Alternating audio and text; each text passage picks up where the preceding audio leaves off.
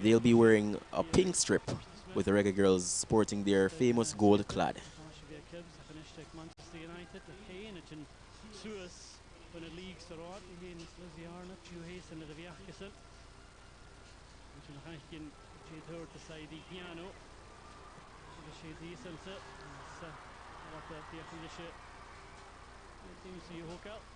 Good defensive work from the Jamaicans early on with the commanding captain Plomo winning a throwing for the Reggae Girlz.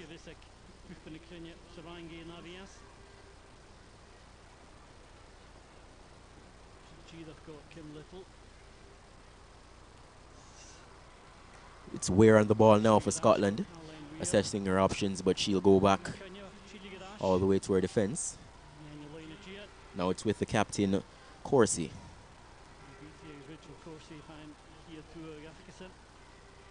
Scotland just trying to settle and establish a rhythm of passing early on in this first half. Let's see if that will be the rhythm or the pattern of the game, where the Jamaicans allow them to have most of the possession and look to hit them on the counter-attack. You know that the Jamaicans are very dangerous in transition, so that's something that they look to exploit, but Scotland in a very good position here. It's spread wide to Smith. Can she get the cross in? Tries to go past Carto, but Carto is sturdy and is helped out by Blackwood. Brought forward by Blackwood, but can only turn it over back to Scotland. And it's Corsi all the way up in the opposition's half. Nice interception that from Chantel Swaby. Now the Jamaicans can break. Promising run this from Shayna Matthews, but it's cut out by Jennifer Beattie.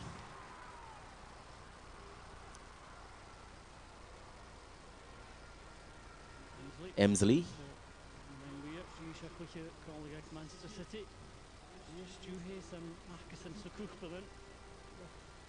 Oh, it's Corsi on the ball again. Corsi plays it to Beattie. Cleared into touch by Alison Swaby, or it will stay in on the far side rather. Alison Swaby, who plays her club football for AS Roma in Italy. Starting in the heart of defense, partnering Connie Plomo.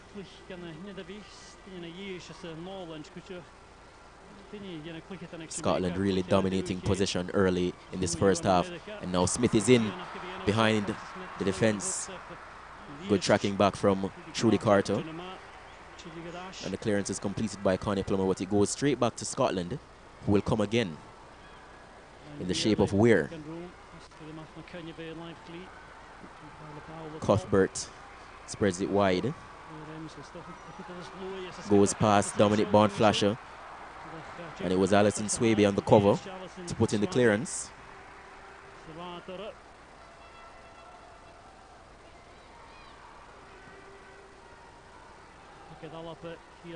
Ross. Scotland enjoying a lot of the possession early on.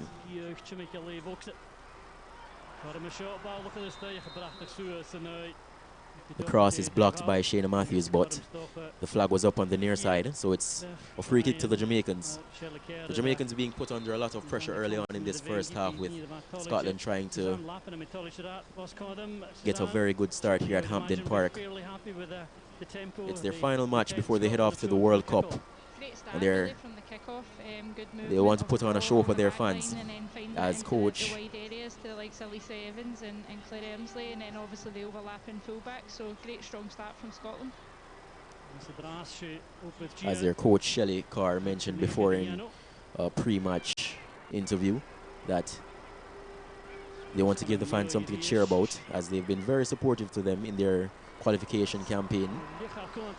Oh, just too much on that one for Shayna Matthews, and it will run through to the goalkeeper, Lee Alexander, in goal. And Scotland spring the attack right away. Good positioning from Blackwood, who makes the interception. Now it's Marlo Sweatman. Sweatman's pass intercepted. And now it's Scotland looking to come forward again in the shape of Lisa Evans. Good defending again from Connie Plomo. Sweatman's pass intercepted again. We're looking to thread that one through, but it's intercepted.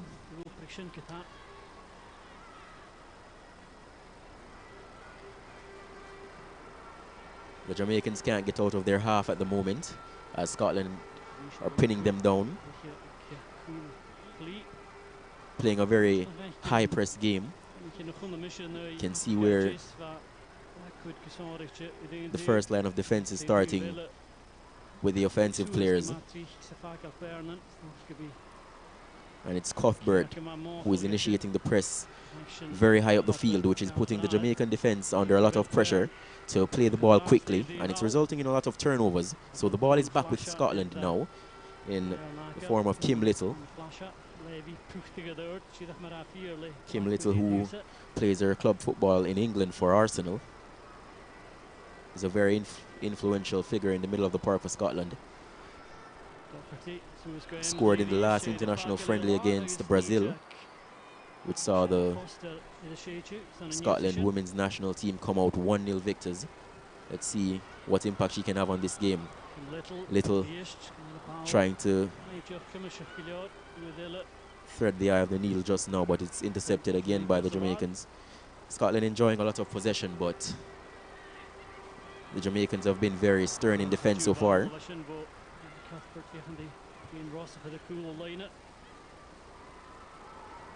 Blackwood with a risky attempt to dribble infield just now, and it results in a turnover to Scotland. It's with Kim Little. It's over to the far side to Evans now, and Blackwood is out of position. She gets back, but she's well beaten, and it's in by Evans. Cleared at the back post by Dominic Bond-Flasher. Now can the Jamaicans counter with Bond-Flasher. Solon looks up. She has Matthews and Shaw in front of her. It does find its way to Matthews, and she has Trudy Carto over wide. She opts to go for the pass to Khadija Bonnie Shaw instead, and it's intercepted again. Scotland dealing with the threat of the counter-attack from the Jamaicans very well so far. That one, a long pass looking for Cuthbert. It's intercepted. Loose pass that from Plomo to Denisha Blackwood, but Blackwood does well to make the most of that and win a throw-in for the Jamaicans. It's been a very energetic start from both teams early on. Just about 8 minutes gone so far. It's still 0-0, and Scotland have enjoyed more of the possession but haven't managed to create any clear-cut opportunities so far. Now it breaks to Shaw, who has a pop shot, and it's well wide, but we can expect to see her find her range as the match progresses. She isn't shy of having a shot from anywhere on the field. Here we see the coaching staff of the Jamaicans in the front with a water bottle. Is head coach Hugh Menzies looking on.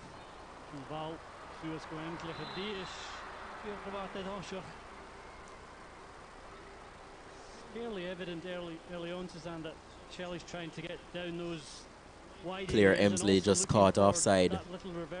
Again, from the replay, it looks as if she might have been onside, but this angle might not have given us a true reflection of the line.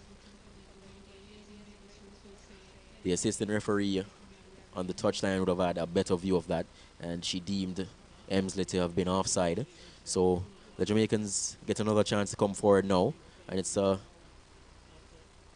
diagonal ball from Dominique Bond-Flasher looking for the run of Trudy Carter, but it's overhit, and Scotland will have a chance to build an attack of their own. Ball around the corner looking for the run of Cuthbert, but it will run all the way through to Sydney Schneider in goal.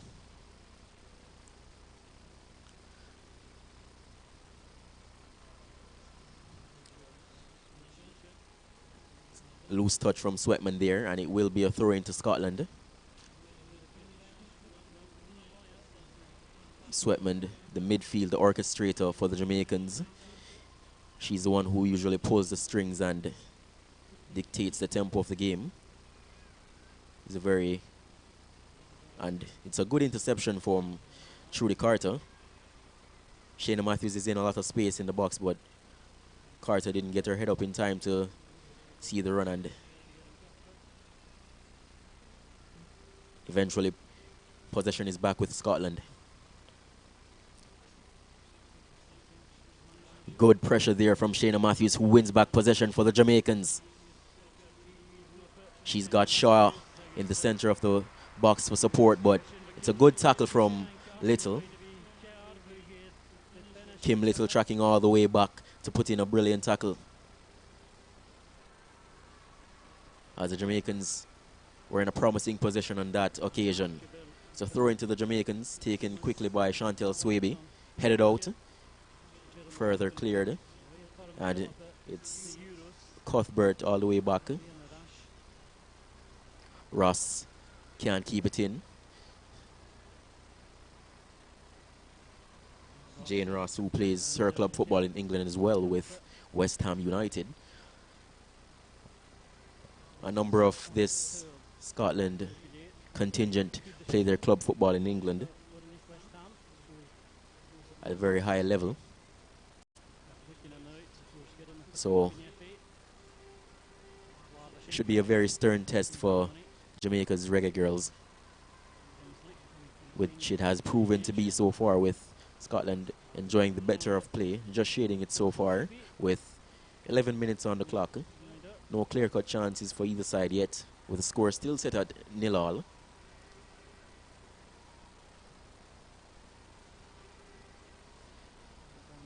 Lovely weather for football here. Oh, and that's a lovely move from Chantel Swaby in the middle of the park.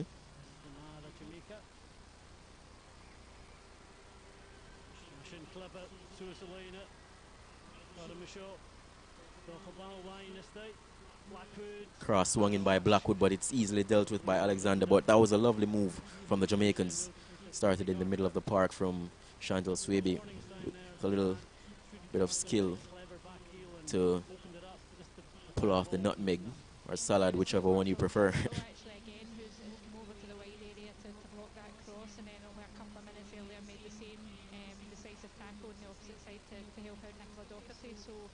Doing an important role defensively as well as attacking for Scotland, but yeah, good opportunity for Jamaica to get the ball in the box there. What do you make of Jamaica in the opening 12, 30 minutes or so? I think they're sitting in. They seem to be holding quite a high line. If Scotland can pick the right pass, they will be in. Another attempt at a through ball there, looking for the run of Lisa Evans, but it had too much on it, and Jamaica regained possession quite easily. Jamaica seeming to have settled a bit in this game after a frantic start from Scotland. Another ball looking for the run on this far side by Trudy Carto. Now Scotland steaming forward with numbers.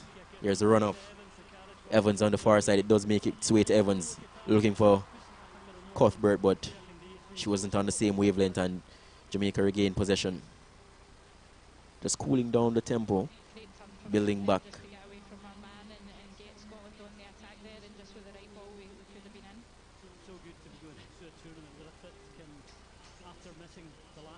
Jamaica have looked very composed in defense so far. Scotland putting them under a lot of pressure, but they've dealt with it admirably so far and look to break on the counter-attack when the opportunity presents itself.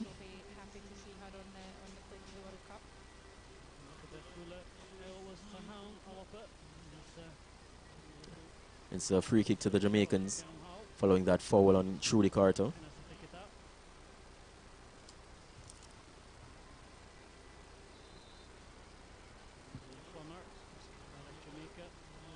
Sent towards the penalty area by Conor Plomo.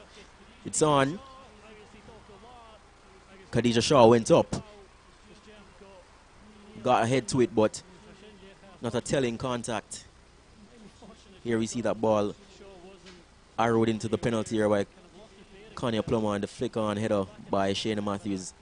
Khadija Shaw was ganged upon by the Scotland defence. It's a hungry tackle by Chantel Swaby. It falls to Khadija Shaw, who has a strike. What a strike from Khadija Shaw. Bulges the net, and it's Jamaica who take the lead against the run of play. It's Scotland 0, Jamaica 1.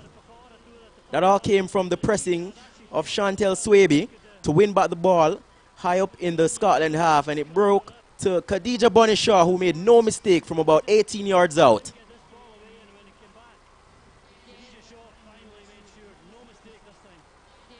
Thunderous strike from the left boot of Khadija Bonishaw.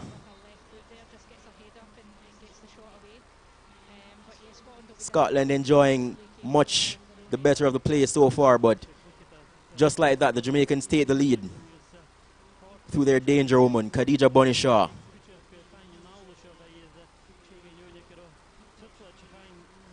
Let's see if Scotland can respond. Nice tracking back from Chantel Swaby, as Scotland were in a promising position. It's at the expense of a corner kick to Scotland, though. The Jamaicans have some defending to do right after taking the lead. And it's Kim Little who goes across to take this one.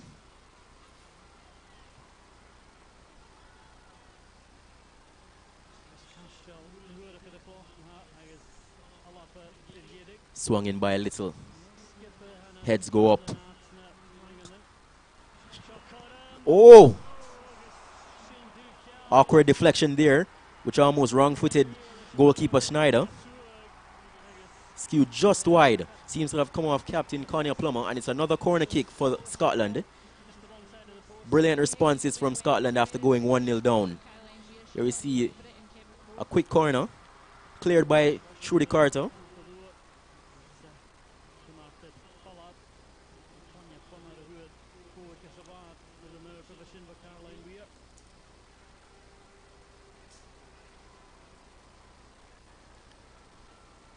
Scotland trying to respond immediately following that goal from Khadija Bonishaw, which, in all fairness, came against the run of play. Scotland were really pressurizing the Jamaican defense. Jamaica were looking dangerous on the counter-attack, and anytime they initiated their press, they looked dangerous as well, which resulted in the goal for them. Out of praise has to go to Chantel Swaby, who gets the nod in midfield today.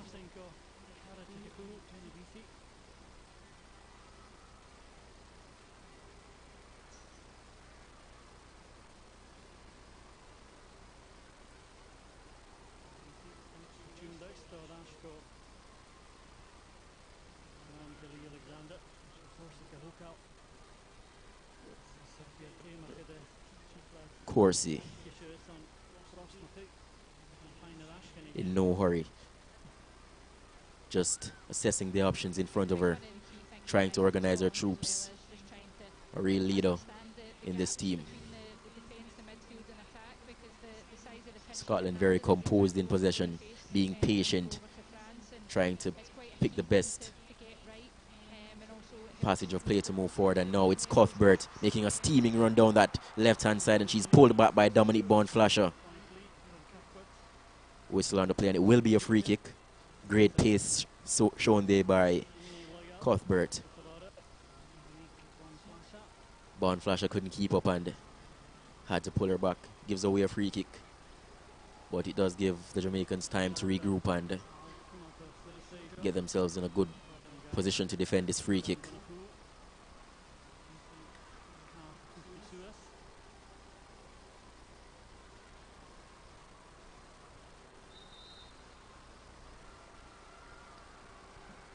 Swung in to a dangerous position. It was Cuthbert who got the touch, but another dangerous ball into the box. Both teams appealing, and it seems as if the last touch came off a Scottish boot, so it will be a throw into Jamaica. Ross getting the last touch on that occasion.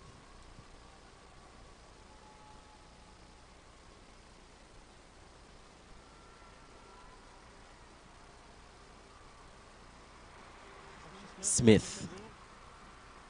Nice ball around the corner to find Evans. Still Evans. Back to Smith now. Evans again. They'll want to get this one into the box. It was Christy Smith making the overlapping run, but Connie Plomo came across to snuff out the danger.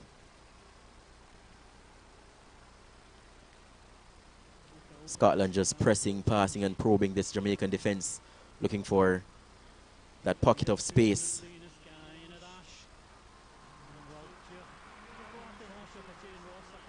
Plomo had to make the clearance just then. Was waiting for Schneider to come and claim, but it wasn't running through to her. Took matters into her own hands, and very well that she did so, because she was being pressed all the way by the Scottish attack.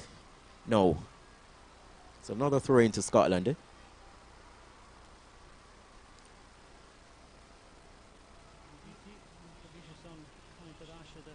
Jamaica just enduring an extended passage of pressure here as Cartland press for that equalizing goal.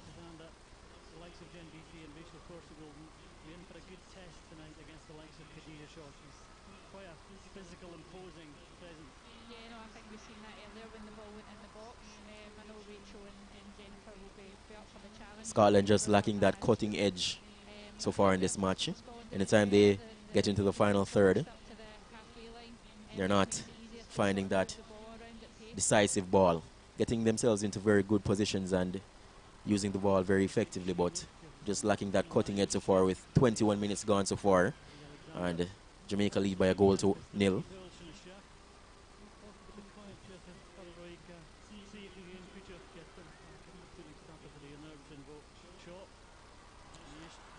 Lovely ball, and she goes past quite easily, and it does fall to Cuthbert. It's a good shot, parried by Schneider. Clearance completed by Blackwood.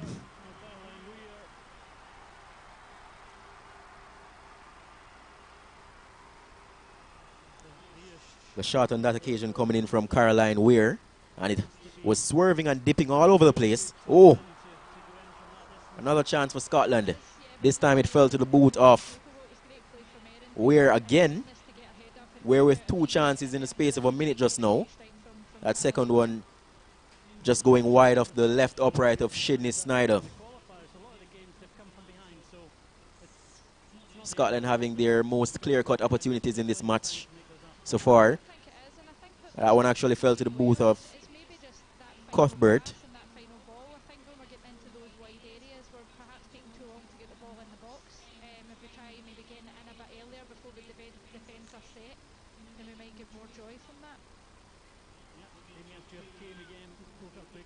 Scotland have really gotten hold of this game since that Jamaican goal. It's been all Scotland.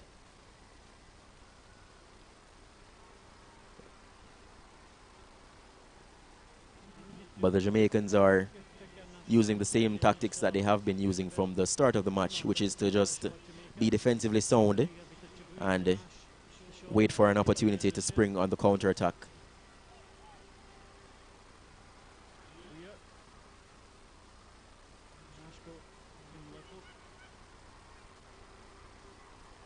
Kim Little finding herself all the way back in a defensive position.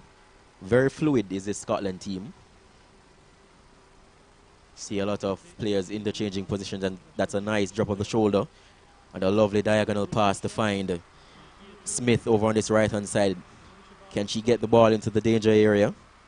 Goes past Trudy Carter and has a pop on her left boot, but it's comfortably dealt with by goalkeeper Shidney Schneider, and no trouble there, coming in on her weaker left foot and having a go. Did take a deflection, which really took the sting out of it.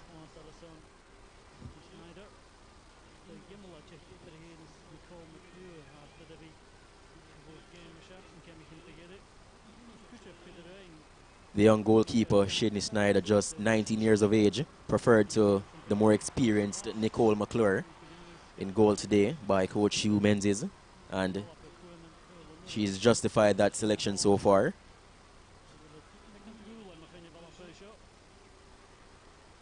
Just around 25 minutes gone here at Hampden Park in Glasgow, and Jamaica's Reggae Girlz lead Scotland by a goal to nil, courtesy of a thunderous strike from Khadija Bunishaw. But here comes Scotland, and it's a dangerous ball inside the box dealt with by Plomo.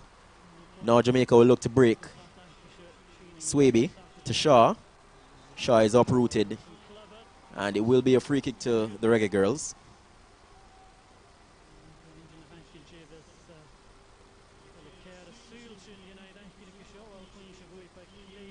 Coach Shelley Carr just looking on from the sidelines, wondering how she'll get her side back into this one.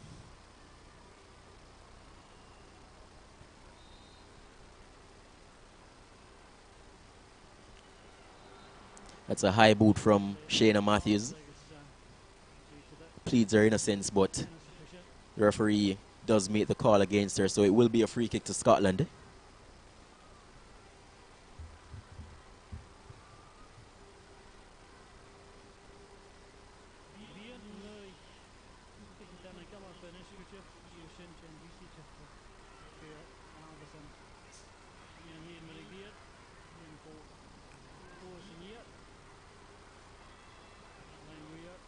Oh, what a lovely pass that is from the midfield, and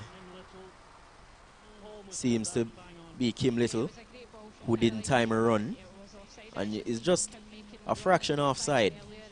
Can't have been much between that one, but that was lovely vision to pick the pass. But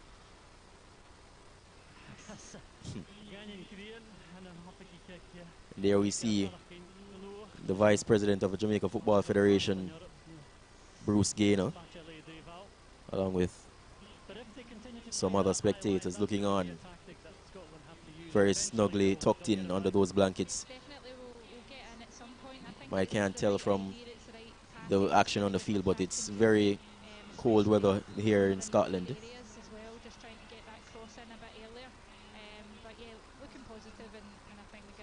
Scotland really trying to exploit this left-hand side of the Jamaican defense.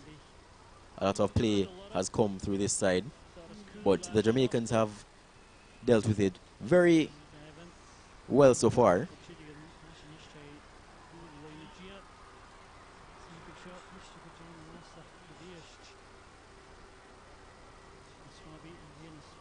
Clearance from Alison Swaby just gives the Jamaicans some time to reorganize in defense, but it's right back to Scotland, and they come again.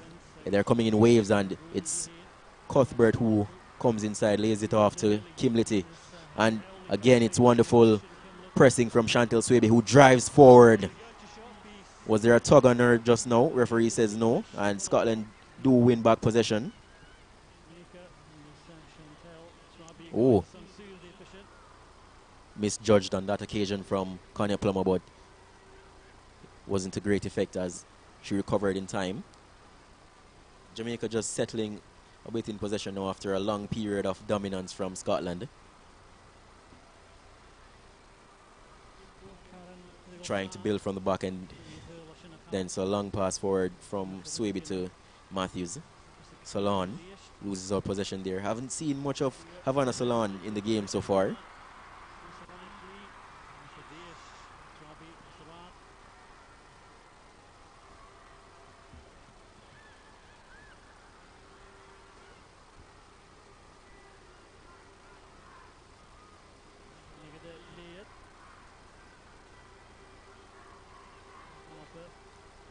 Beatty.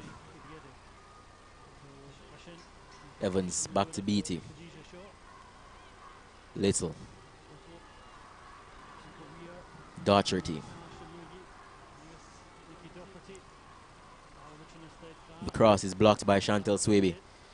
Swaby having a very good game so far. She's been everywhere. Been a nuisance for the Scottish team so far with her pressing and tackling.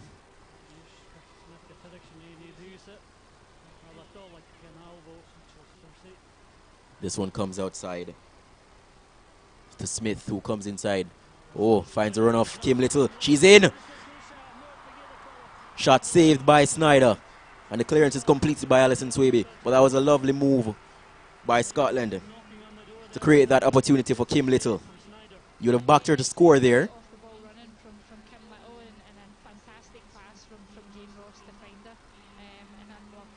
Caught it well, but Snyder got down very quickly to make the save. And it's a shot from way out. Oh, what a strike from Cuthbert. And it's the youngster with an absolutely brilliant strike from fully 30 yards out to draw Scotland level.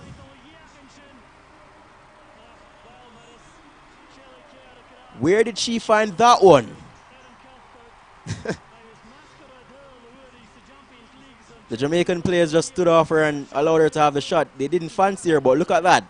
That one swerving all over the place. Schneider diving for dear life, but couldn't get a hand on it. That was a brilliant strike from the youngster. Now you see why she's in the squad.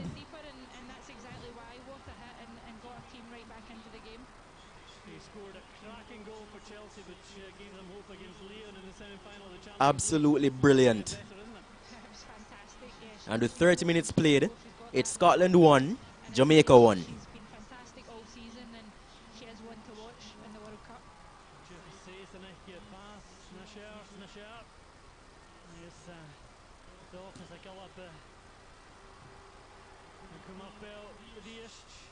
Now it's Jamaica's time to try and muster up a response after conceding. But it's Scotland who come forward again. Ross does well to go around the defense, but that shot come cross can only still Scotland as they manage to keep this attack alive. Finds its way all the way back to the captain. Wonderful diagonal that from Weir. Lovely move into the danger area.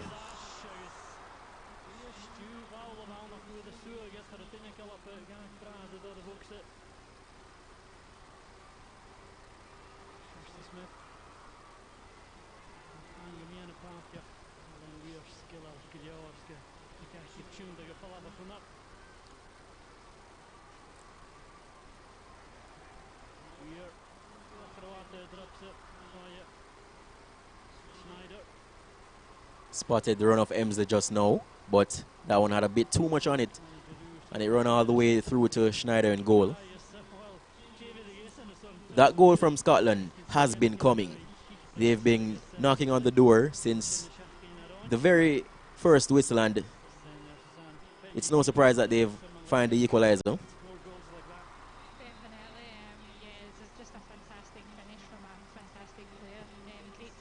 I don't think we've seen the last of the goals in this match though, as Scotland continue to press in this, their last match on home soil before they head off to make their debut in the World Cup. Lovely reading of the game from Connie Plomo, but she couldn't manage to bring the ball under a spell after that interception. Now she's out of position and Scotland can come forward with Smith. Plays it inside to the boot of Evans. Still Evans. Evans finds Cuthbert. She's very right on the edge of the box. Cuthbert with the quick feet to bamboozle Dominique Bond-Flasher. That was very risky from Dominique Bond-Flasher. Right on the edge of the box. It's a dangerous position to concede a free kick, but I think she'll just be happy that it wasn't a penalty. Cuthbert really proving to be a thorn in the side of this Jamaican defense.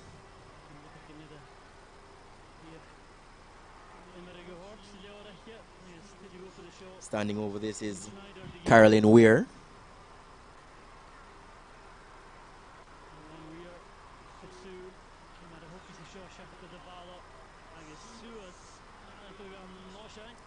It's Weir for the left-footed strike. The wall is set for Jamaica.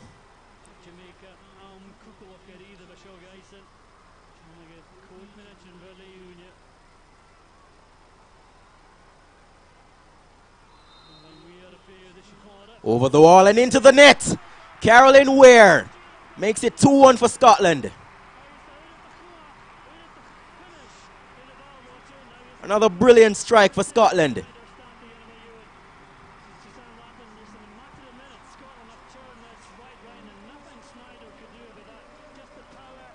Caroline Weir with a curling free kick to put Scotland ahead.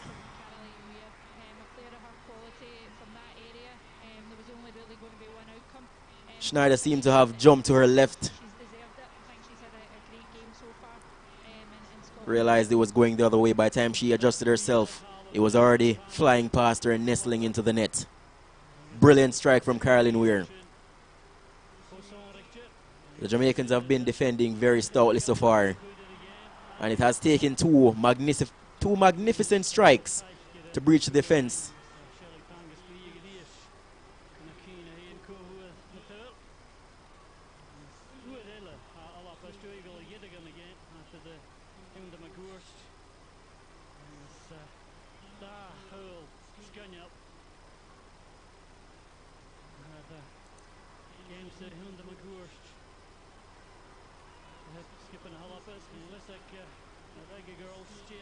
Scotland in the ascendancy now,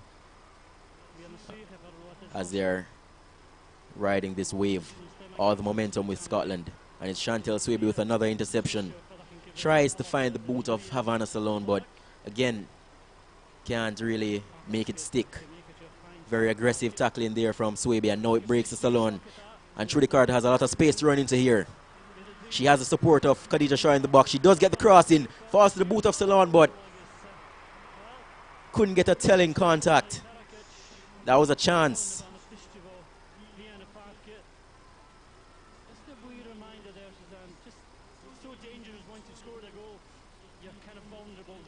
Trudy Carter getting in a very good cross, and Havana Salone couldn't get the contact that she wanted. It did bounce just in front of her before she got the strike off.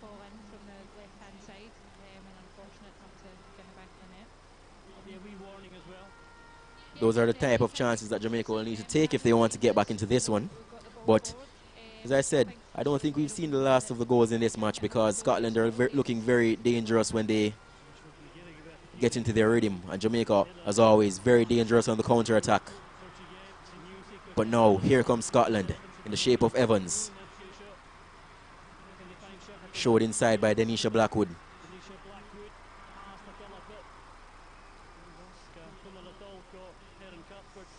It falls to Cuthbert.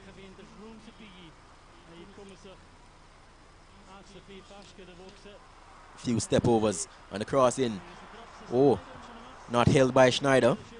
Jamaica still have some more defending to do, and the clearance is completed by Blackwood. Little on the ball. Oh, nice move around the corner. No nonsense tackle there from Konya Plomo.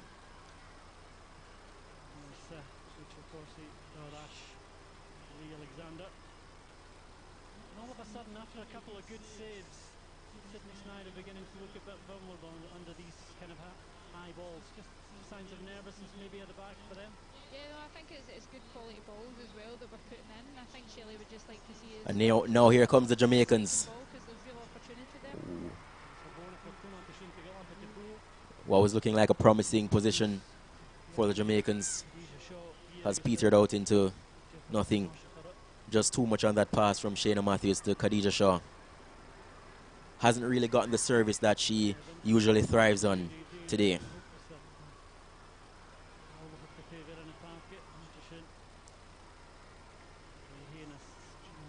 A rare loose pass there from Scotland.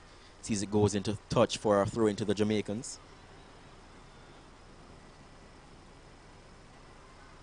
Now it's with Shaw.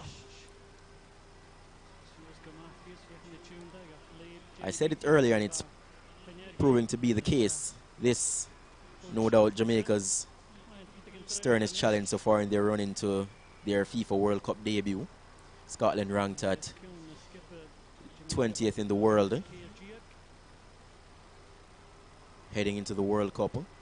Jamaica ranked 53rd.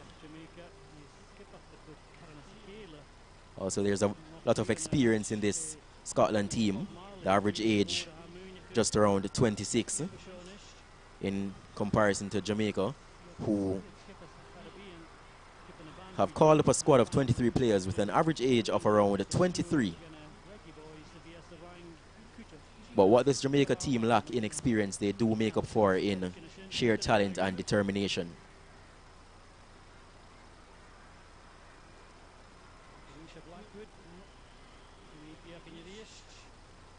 Blackwood gets the throw in.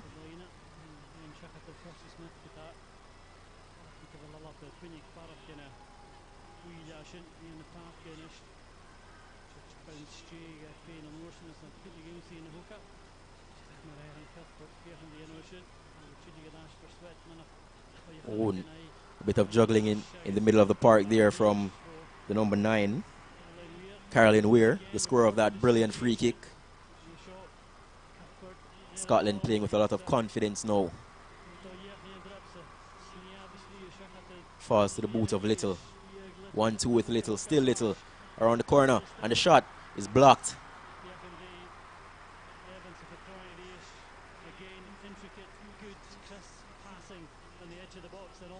Nice, intricate passing from Scotland to create a bit of space for the shot. But again, good defending from the Jamaicans to ensure that she didn't get a clear shot on goal. And it's a corner kick taken quickly. Here's Weir. She has Kim Little in support. Breaks out to the edge of the box, and it's Khadija Shaw who is all the way back doing some defending. Trudy Carter all alone up front.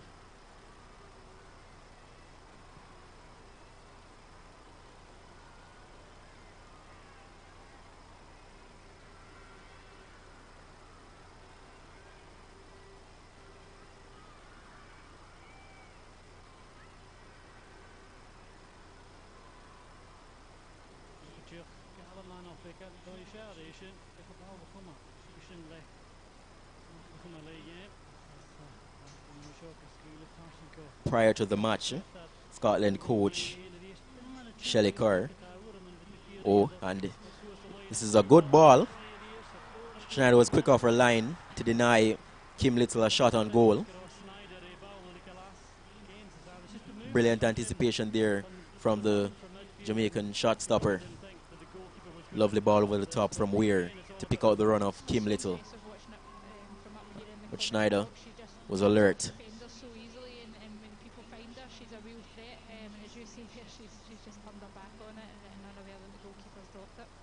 So Scotland head coach Carr, speaking ahead of the match, said that they were aiming to break the record attendance for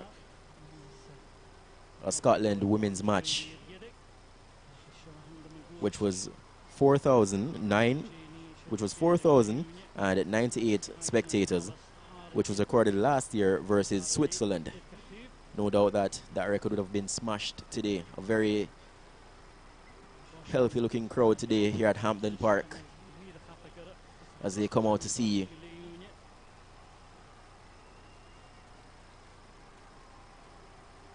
this record-breaking team in action for the last time before they make their debut at the Women's World Cup.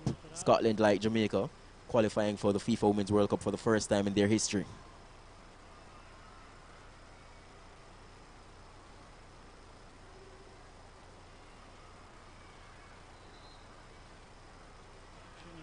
Referee says she wants that throw-in to be taken again, this time from the right position.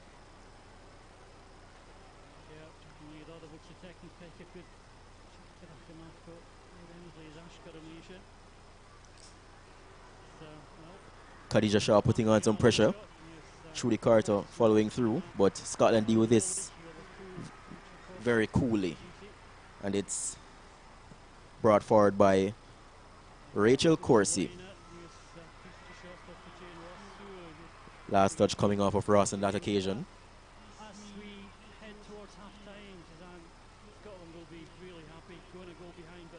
So we're just moments away from halftime.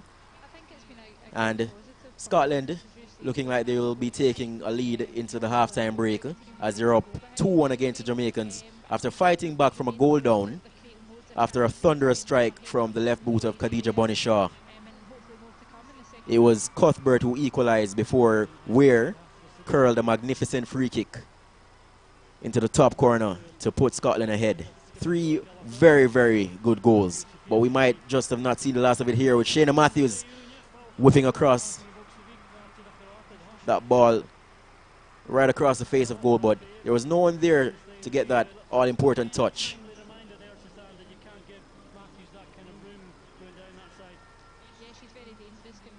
just ahead of Khadija Shaw and Havana Salon, who were in the box for the Jamaicans.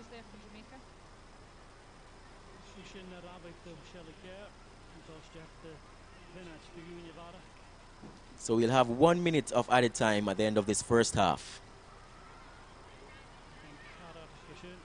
with the Jamaicans in possession, pressing, trying to get that equalizing goal before they make the walk down the tunnel.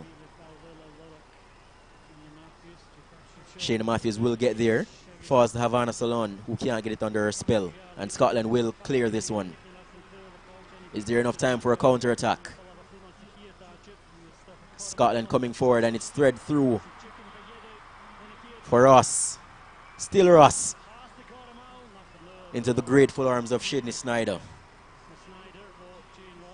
And that should be it for the first half, as the referee brings a close to proceedings here at Hampden Park for the first 45 minutes. And it's Scotland 2, Jamaica 1. Jamaica took the lead courtesy of a strike from Khadija Bunny Shaw before Cuthbert equalized with a thunderous long-range strike to make it 1-1. Then Carolyn Weir came up with something spectacular to put Scotland 2-1 up as they take a halftime lead here at Hampden Park. It's been a very exciting first half, and I don't think we've seen the last of the goals here. It's been set up for a very exciting second 45 minutes, with both teams making their final foray before they jet off to France to make their debuts in the Women's World Cup.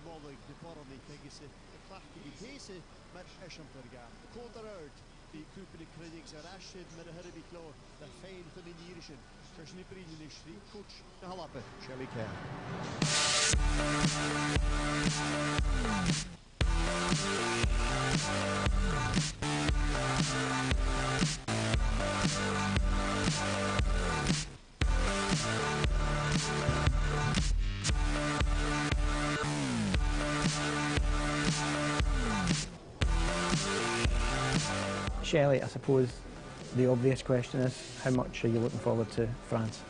Yep, I think throughout your career, firstly as a player and then as a coach and a manager, you always dream about a World Cup, irrespective of anything else, and to actually go one better and actually get there, very first time, it's a really proud moment for me, but it's one that I'm really excited about. Are you sensing that there's an excitement, a growing excitement in the country about the women's team having gotten to France? Yeah, I think so, and that comes on the back of, obviously, it's the first time that we've got a Scottish team competing at the World Cup for over 20 years. It's a credit to everyone involved in the women's game. They've added to the profile.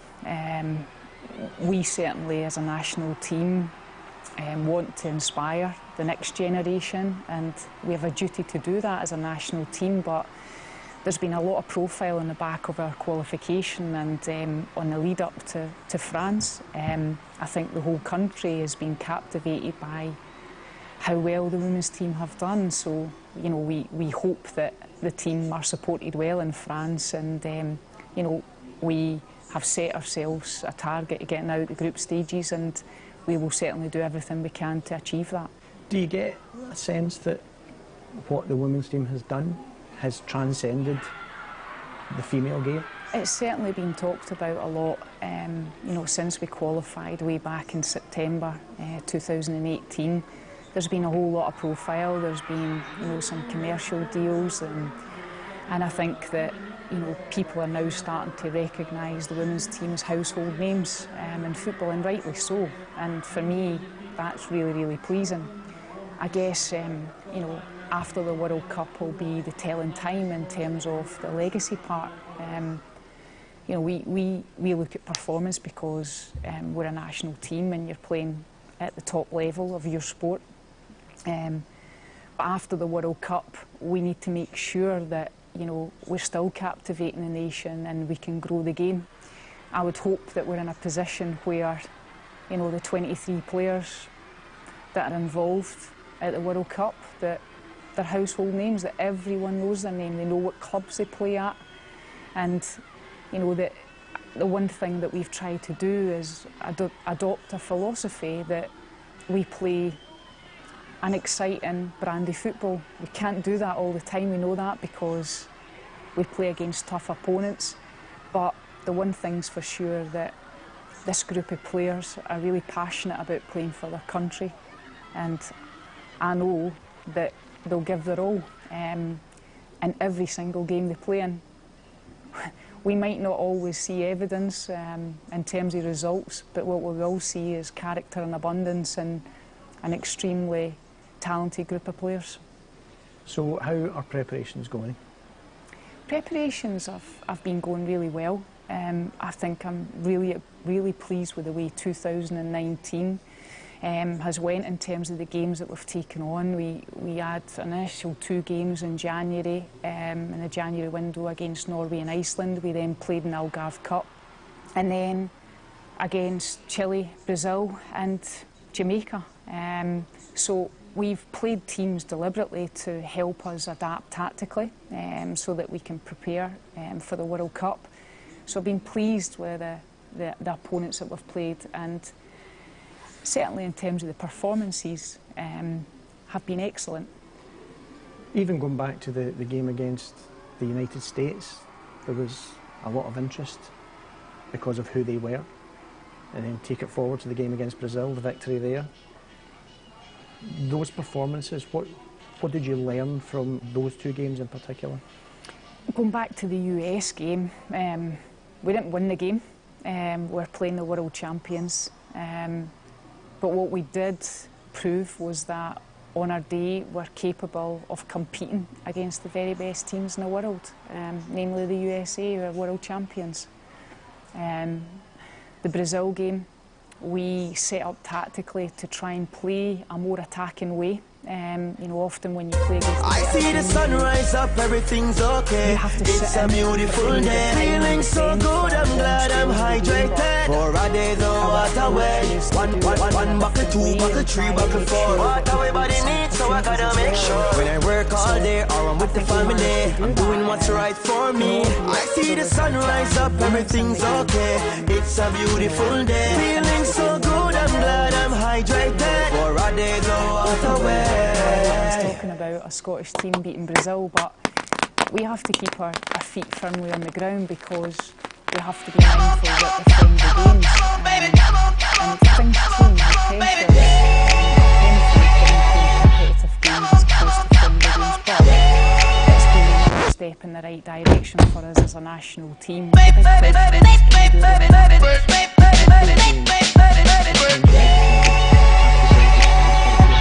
How much of it was also to bring in some players and fine-tune the squad and just see From a mindset point of view, I want to take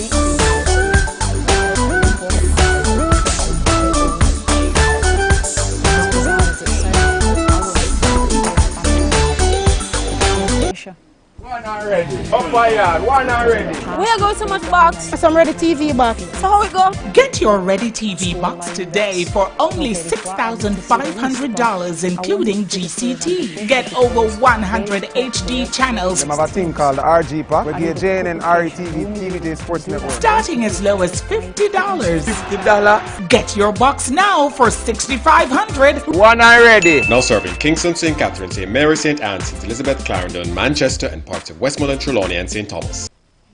I see the sun rise up, everything's okay. It's a beautiful day. Feeling so good, I'm glad I'm hydrated. For a day the water way. One buckle, two buckle, three buckle, four. What everybody needs, so I gotta make sure. When I work all day or I'm with the family, I'm doing what's right for me. I see the sun rise up, everything's okay. It's a beautiful day. Feeling so good, I'm glad I'm hydrated. For a day the water way.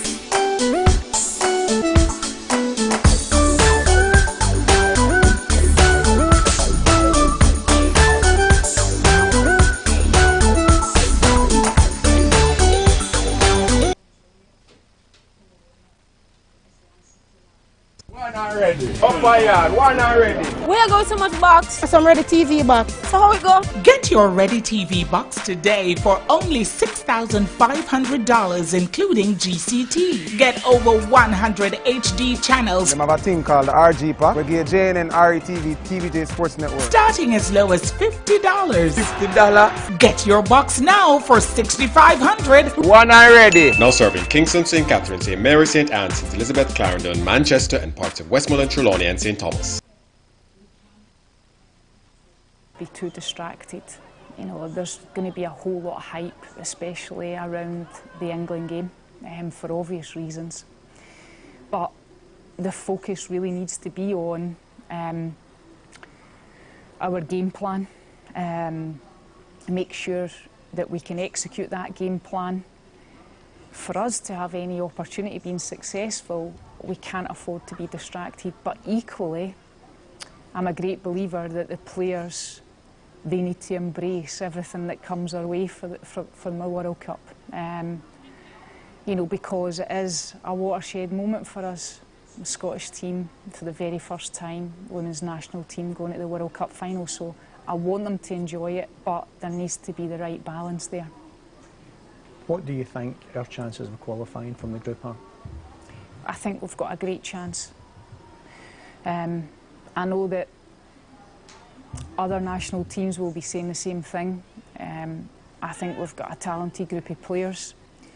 I think that our preparations have been second to none. And I think we've proved that we have a confidence, a belief, but also a desire to succeed. What does success look like for us? There's absolutely no doubt that that is our target, to get out of the group. Do I genuinely believe we can get out of the group? Yes. We need to win at least one game. Does it need to be the first game? No, I would love it if it was. But we've got the target there. Is it achievable? Absolutely, 100%. And I think the players genuinely believe that as well.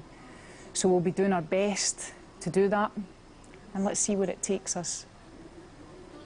When you look back at that wee girl that was fighting to get into a primary school team, and now you're leading your country to the World Cup, how do you reflect on that journey? How are you able to reflect on that journey, or will that be something that you probably do further down the line? Probably further down the line, if I'm being honest. I think as a person, I think everyone that knows me knows my passion for my country, my passion for football. I'm extremely proud of the team's achievements, and that's ultimately what makes me tick, is helping other people. I've certainly developed since that little 10-year-old, that's for sure. But I remember it like it was yesterday. And for the many females before me that played football, I think this is the moment that everyone should share, that everyone that's been connected with the women's game in Scotland, it's for everyone.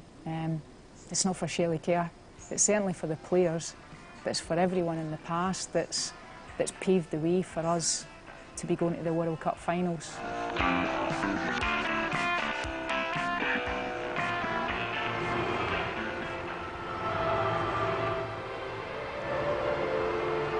Shelley Kerr sin, agus eintinach a bhí cointin bhuapa, agus chluiche dan tuchaitin ó slí bymach. Diolch, mae'n edfen, haarach yn cyfiawn, as an alapers yn y tŵg sy'n 3 haarach yn. Agus Lizzie Arnott het che yushin, Sophie Howard am ismeen do in ed kutje geson, Tony Beatishin, Sophie Howard. Lizzie Arnott kutje ned. And we did wonder, Suzanne Lappin, if there would be changes at half time. We've just seen a couple there. I think there are going to be 3 in total. Probably to be expected in a friendly international war. Or was Jenny Beattie, was she moving okay? Do you think there might maybe an injury there? It might be a precaution from Shelley, but a great opportunity to get other players on the pitch as well and sample this atmosphere and go out and show what they're made of. Obviously Christy Murray there, huge talent, Lizzie Arnott and Sophie Howard, they'll slot right into this team. Yes, Shin Nahara here, Naha Shelley Kerr, the Gianum ha.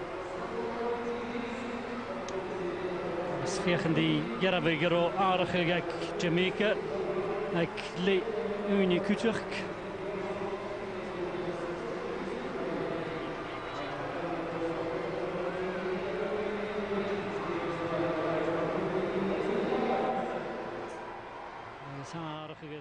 Jason Kuchuk, Shoshana Campbell, Chineda on Flasher. Look at that Gian. Chineda quick at the Gian. I mean Navarus. Look at that Nella, Jamaica. In the Sulach, and Jody Brown, Kuchuk as a Darley. So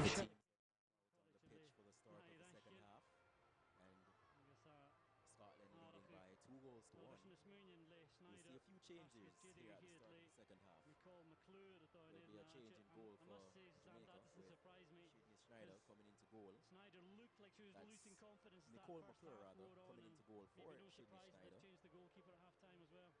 So change in goal for the Jamaicans. More and more chances there. I think she came for the last cross there in the first half and obviously dropped it. But from Jamaica's point of view as well, they're obviously wanting to get their players on the pitch and see what they're made of ahead of the World Cup. So we're back on the way. Jamaica getting us on second half. Jamaica in their goal strip. So you see where Emsley has been replaced by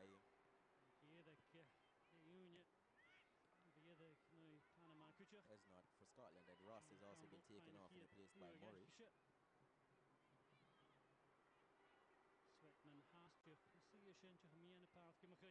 A raft of change for Scotland with Beattie also coming off and being replaced by Howard.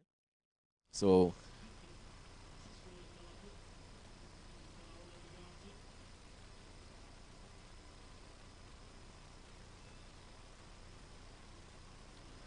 3 changes at the break for Scotland as they look to build on this lead.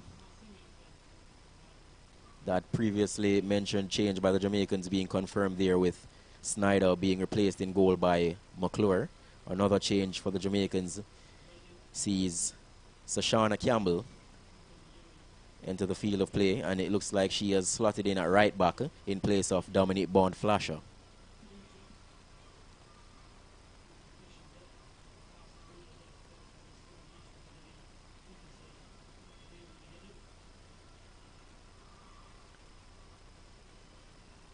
A very measured approach from Scotland early in this first half, in the second half rather, unlike what we saw in the first half when they came out very energetic and ran at the defense of the Jamaicans.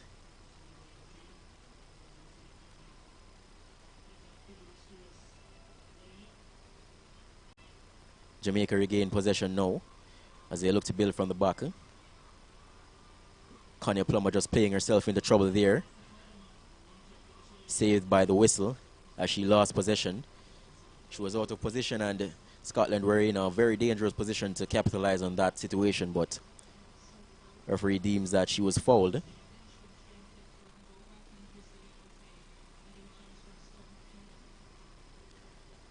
Carto has the support of Blackwood to her left. Opts to come inside, goes for the diagonal, looking for the run of Shayna Matthews, but it's intercepted.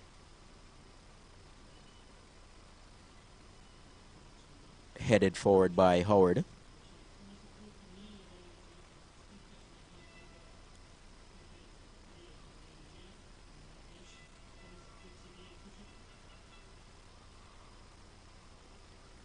Daugherty. Campbell getting very close. Salon plays it to Swaby. Oh.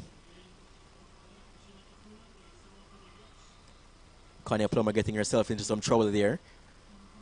Had to make a last-ditch tackle as she lost possession in a very dangerous position, giving away the free kick.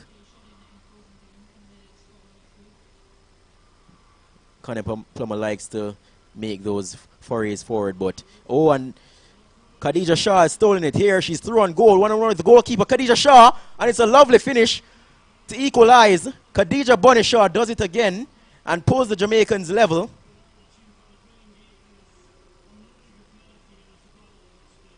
A lovely chipped finish from Khadija Bunny Shaw as she picked the pocket of the defense to give herself a clean run through on goal. Loose touch from the defender, and Khadija Shaw was away. And she made no mistake. Very delicate finish over the goalkeeper, Alexander. That's a brace for Khadija Shaw. And after about 50 minutes played in this match, it's Scotland 2, Jamaica 2.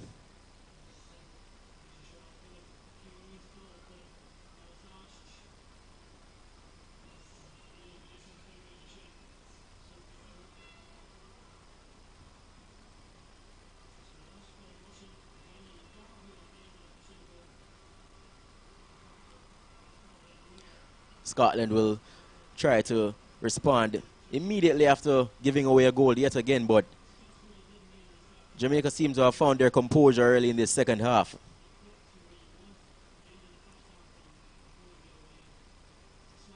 It's a similar story to the first half, with Scotland dominating possession and Jamaica looking to hit them on the counter-attack. Jamaica proving to be very lethal on the counter-attack yet again, striking through Khadija Shaw.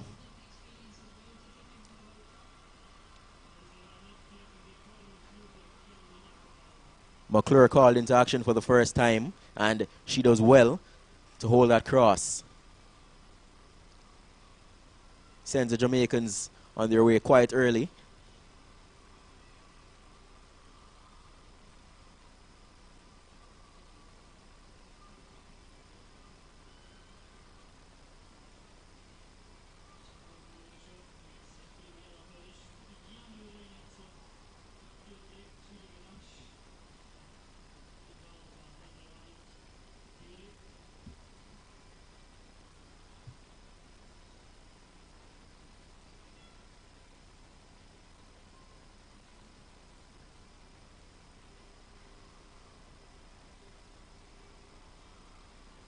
Throw into the Jamaicans, and it's taken quickly by Trudy Carter, but given away.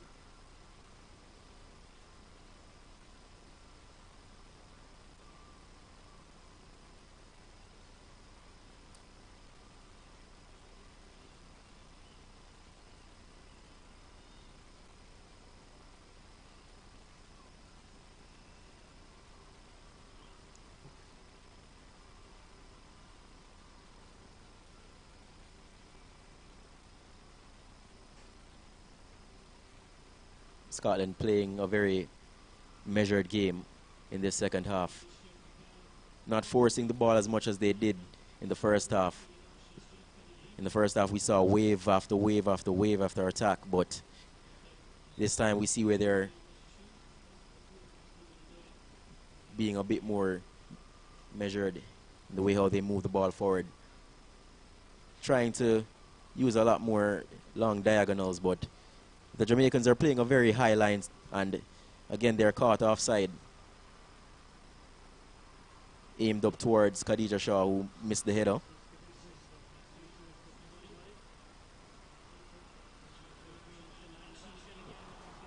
Collision between Blackwood and Evans. And the free kick does go to Scotland.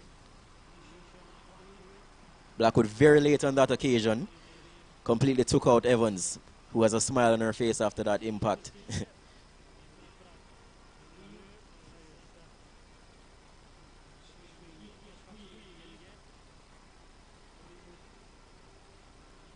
And Denisha Blackwood does receive the first yellow card of the game.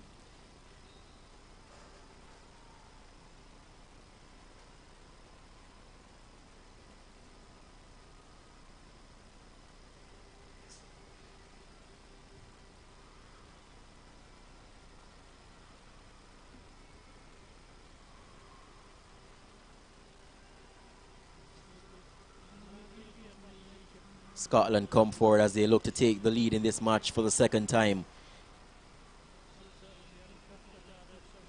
Arnott is clipped from behind by Marlo Sweatman. Cynical foul from the Jamaican midfielder, and she receives the second yellow card of this match. Knew she was out of position.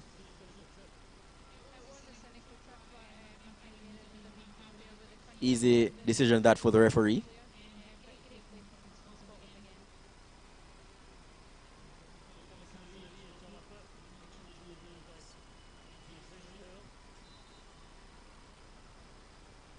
This one swung in by Weir. Shaw goes up and completes the clearance. Now it's at the foot of Trudy Carto, trying to find Blackwood. It does eventually run through to Blackwood. Played down the line by Blackwood, but it's cut out by Weir. Now it's Scotland who will look to come forward.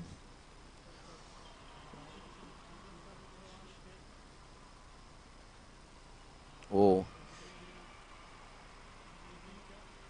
McClure trying to play that one out of defense in a composed way, but didn't work out for them, and they end up giving up a throw into Scotland. Scotland really monopolizing possession early in this second half. They've had the lion's share of the possession throughout this game, having over 70% of the football. But the most important stat is the one at the top left-hand corner, and it's Jamaica 2, Scotland 2. Still, both teams in this game.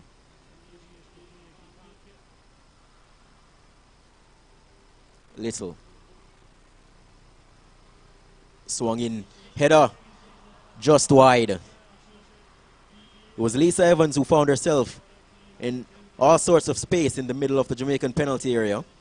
Unmarked, unchallenged, and she couldn't direct her header on target. That was a lovely chance for the Scots, but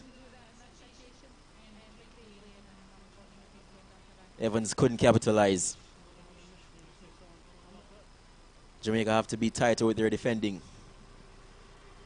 Can't allow to give their opposition that much room in the penalty area.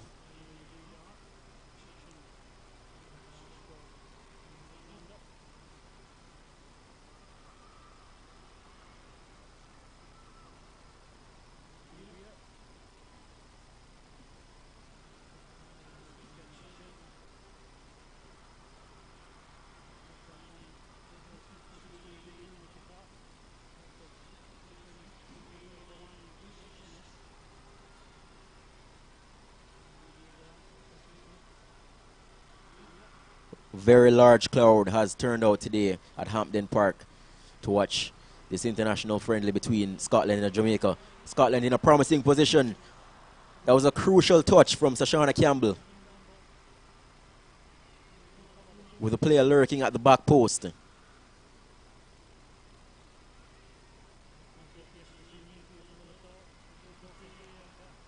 Won by Shayna Matthews. Matthews loses out possession, and now Scotland can come forward again.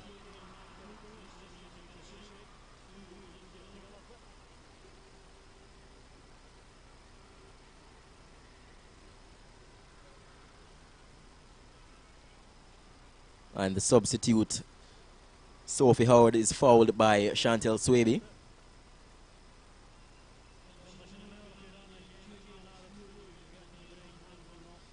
And their confirmation of the attendance, 18,555 people.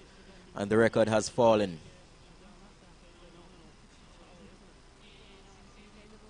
Record number of spectators to watch the Scotland women's national team in any match on home soil. And it's lovely to see the amount of support that they're getting after creating history and becoming the first national team to qualify for the FIFA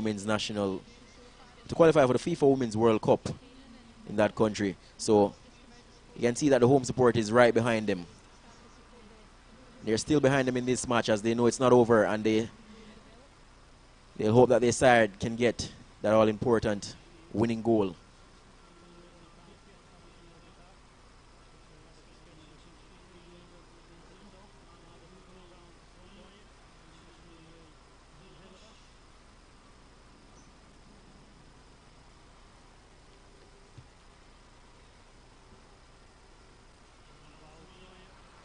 Cuthbert. Shot blocked by Swaby. Jamaica still with some defending to do here. It's all the way back to Howard. And now Corsi. Where will come inside. Misplaced pass. Can only find the boot of Swaby, and now Solon can bring it forward to Matthews. Shaw, Matthews. Good interception there.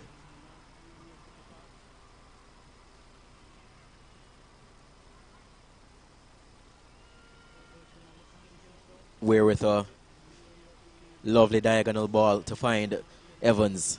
Evans will run at Blackwood. She goes inside. Still Evans looks for the...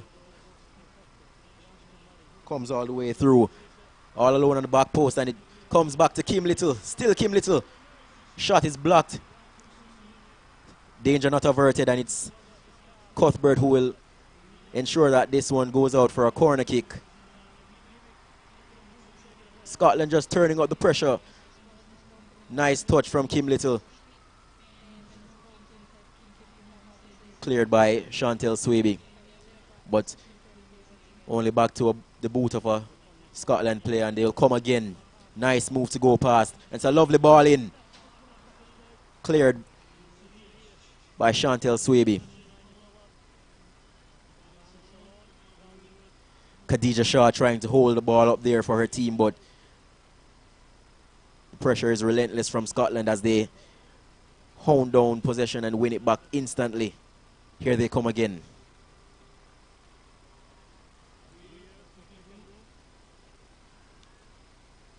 Where has been a real driving force in the midfield for Scotland today.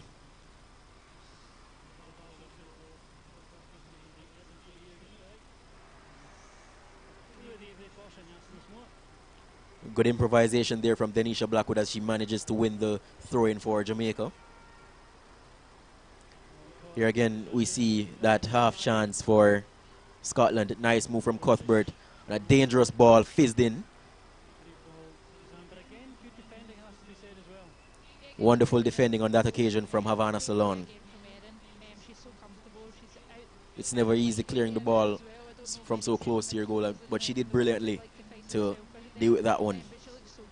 And here we see some more substitutes being prepared on the sideline for Jamaica.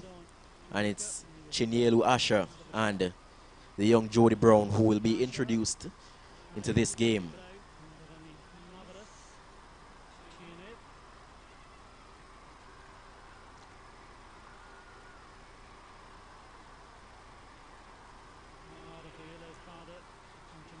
Sent along by Blackwood, looking for the run of Khadija Shaw on that occasion, but intercepted by Corsi.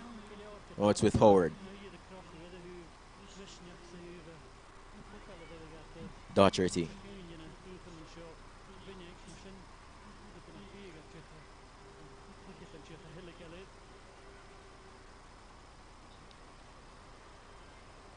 Ball given away to Trudy Carto. Carto has a goal from way out, but it's wide.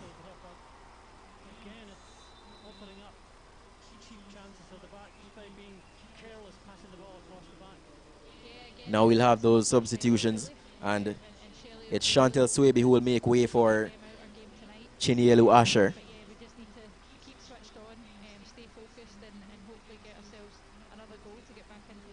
Asher, who plays her club football in Norway, coming in for the Jamaicans. And Shayna Matthews, who has had a very... hasn't hit the heights that she can, but nonetheless a decent game for her today. And she makes way for Jody Brown, one of the star players for Jamaica. Also the youngest one in the squad, but not to be fooled by that innocent baby face. She's very dangerous. And that's an indication from Coach Humans is that Jamaica are not settling for a draw here. Asher with her first touch on the ball. Finds the boot of Trudy Carter, but it's given away. Now Scotland can break forward. Asher getting back to make it very difficult for Scotland to have an easy run through and goal. Now it's with Weir. Oh, lovely flick around the corner. She's in. Scotland couldn't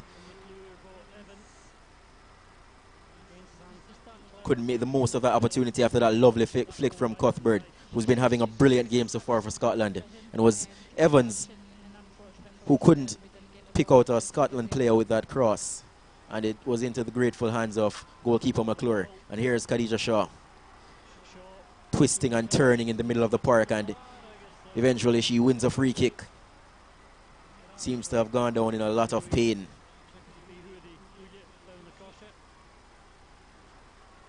That's not something that anyone affiliated with Jamaica would want to see.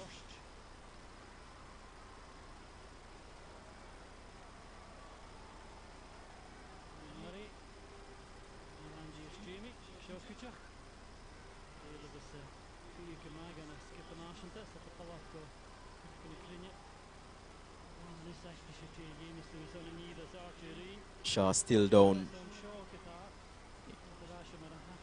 The look on her face suggests that she's in a lot of pain. She's receiving treatment now. Seems to have just fallen awkwardly on that ankle, favoring her right ankle.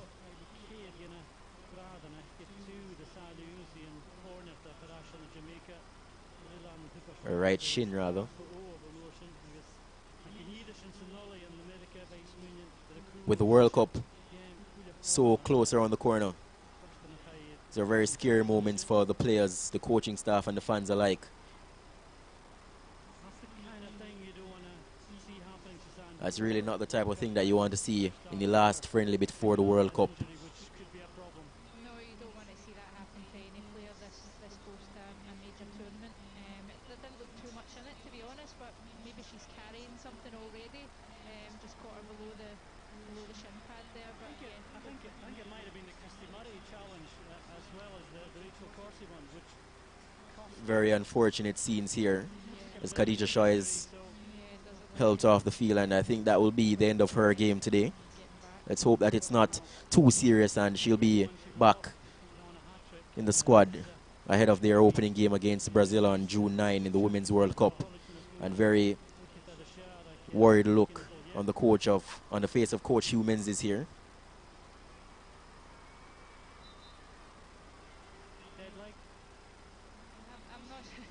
I'm not so sure, to be honest. It really doesn't look good. And as I say, and play continues. Jamaica carrying on with 10 players for the time being.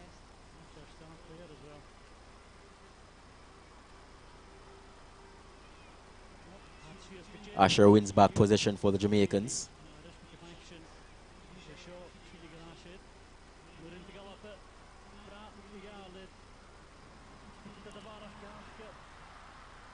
It's a little. Plays it inside to Evans. Still Evans. Evans goes around and has Evans appealing for a penalty kick. Claims that one came off the hand of Blackwood. But the referee points to the corner flag. The Scottish players adamant that one came off the hand of Blackwood. But the referee waves away the protests. And it's a corner kick to Scotland. Let's look at the replay here to see if they had a case. And seems as if it did come off the hand of Denisha Blackwood. Ball comes in. Oh! Corner taken quickly and Scotland go ahead. 3-2.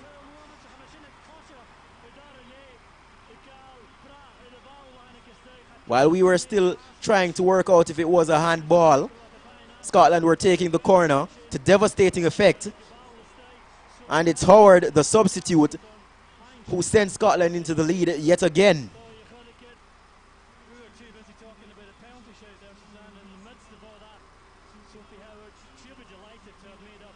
Sophie Howard.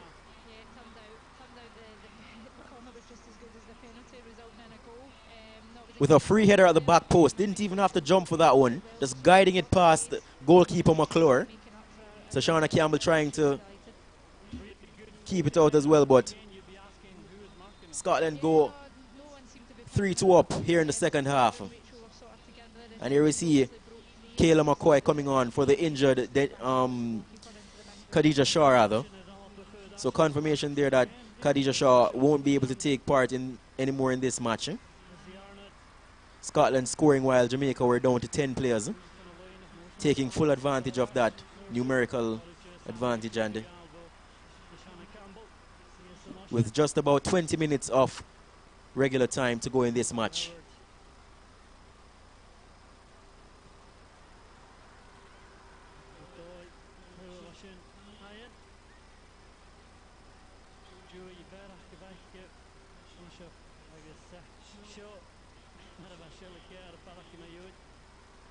Coach Shellick here celebrating that one from the bench as her side take the lead for the second time in this match.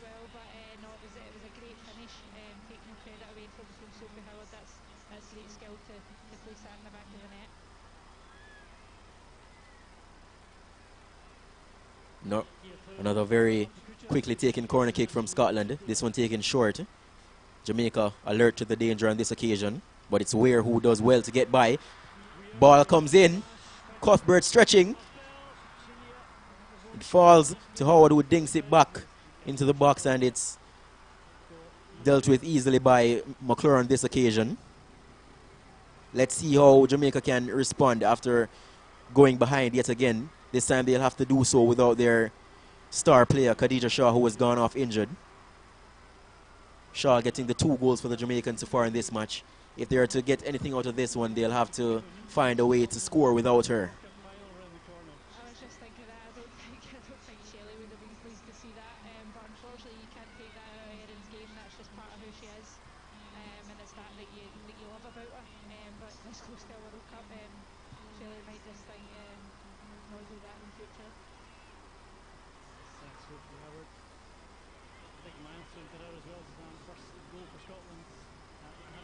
Scotland, who are also making their World Cup debut this year, will open their campaign on the same day as the Jamaicans. June 9, Scotland will be in action against England. Their fierce rivals and neighbours.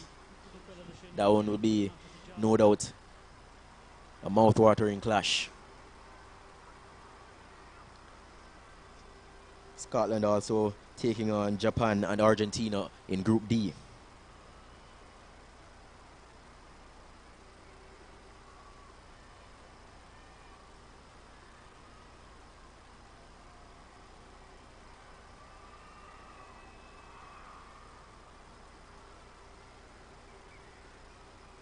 Lovely 1-2 there between Cuthbert and Evans.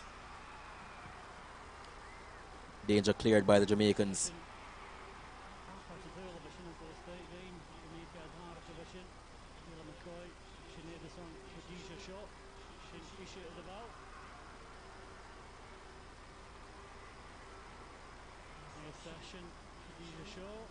There we see the ice being applied to the shin of Khadija Shaw.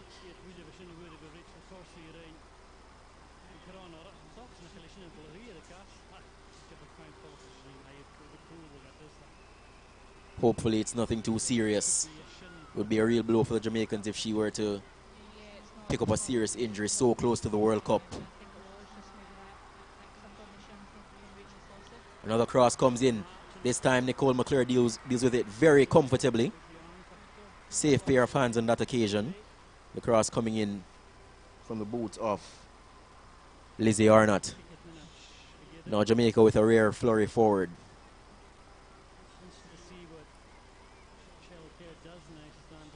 Havana Salon steaming forward for the Jamaicans, and she dinks it over for Jody Brown. I think Jody Brown went just a bit early on that occasion, and the flag does go up. First real involvement for the young Jody Brown, just 17 years of age, youngest player in this World Cup squad for Jamaica.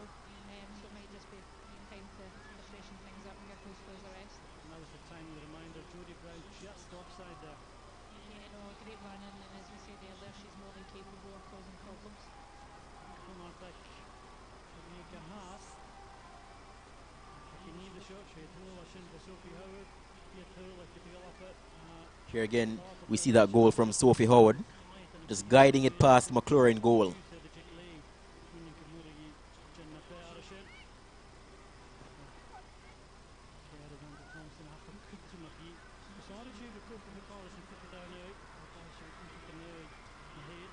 Cuthbert on the top of the penalty area.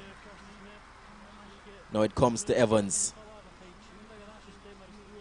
being put under a lot of pressure from Konya Plummer. Well, it's a nice move, but well read by Denisha Blackwood, who mops up the danger.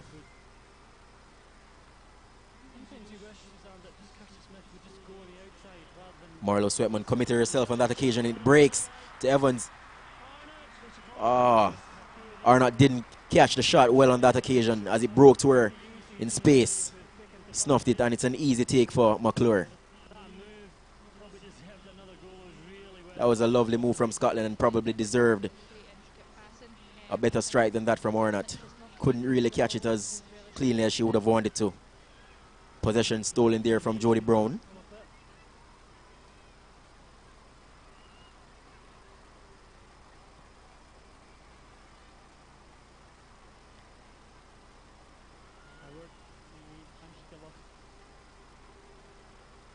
Nice interception from Trudy Carter. Doesn't really have much support in front of her, and now they arrive.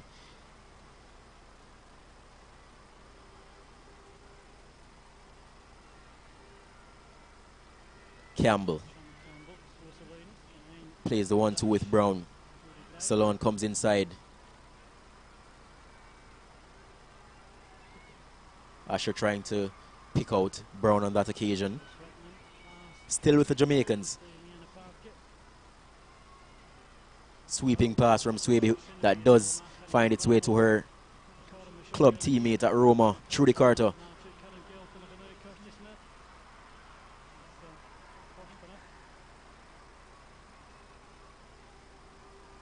And it's good defending from Smith. She doesn't give away the corner. Trudy Carter appealing to the referee, but the referee says the last touch did come off the Jamaican.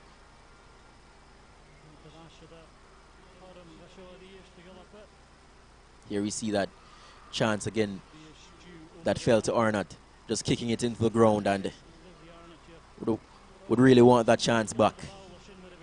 Could have been the chance to kill the game off for Scotland with a little under 15 minutes remaining in this contest, and Scotland lead by a slim margin of 3-2.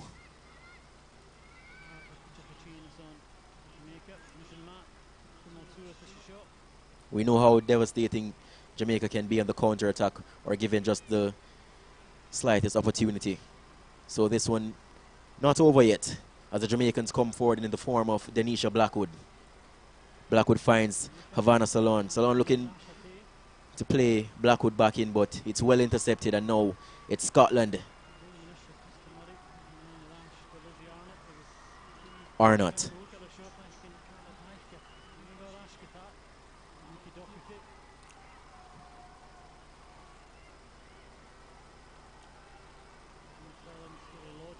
Corsi with that raking crossfield pass. Finds the boot of Arnott.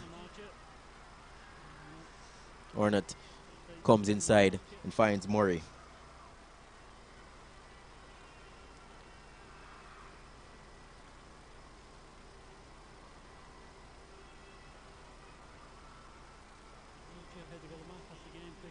Scotland just dictating the tempo of the play now until possession is turned over to the Jamaicans through the Carto.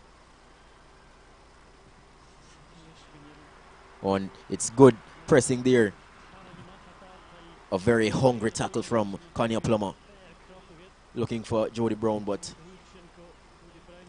it's not really sticking for the Jamaicans at the moment.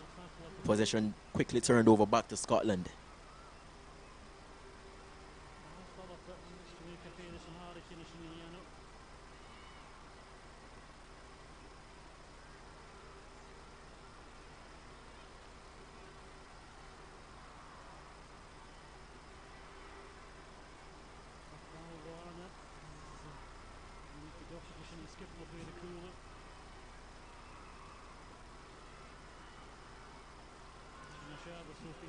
Nice move there from Howard, the goal scorer. Now Scotland come forward. Too much on that one, and it will run all the way through to McLaurin goal. As we creep towards the 80-minute mark, and it breaks to Scotland in a promising position. It's at the boot of Cuthbert. Shot blocked it. Comes back out to Evans. That attack breaks down, and now Jamaica can look to counter. It just doesn't stick for Jody Brown. Scotland always winning back the ball immediately after they lose possession.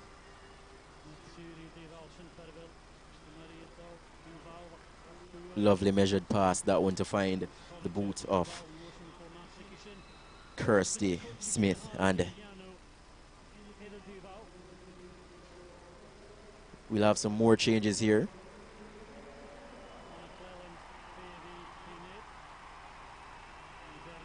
And it's Cuthbert, who has had a brilliant game so far for Scotland. Player of the match so far. She's been very influential, and he's been a thorn in the side of the Jamaicans since the first whistle. Given an early rest here, and she is replaced by Cleland.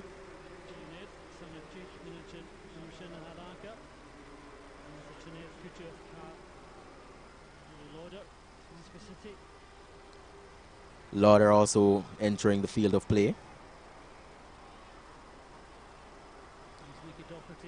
Lauder replaces Docherty.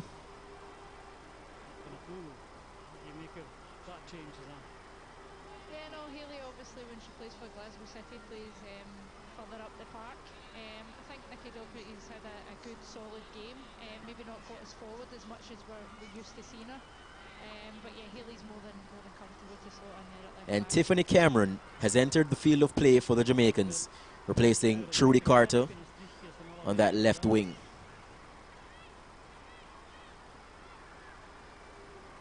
Just around 9 minutes of regular time left in this match as the Jamaicans seek an equalizing goal.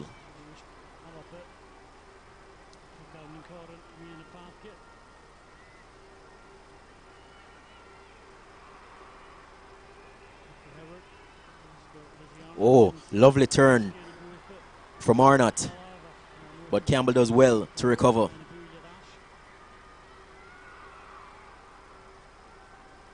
Innocuous touch from the Scotland midfielder in the center there, and it breaks to Jamaica.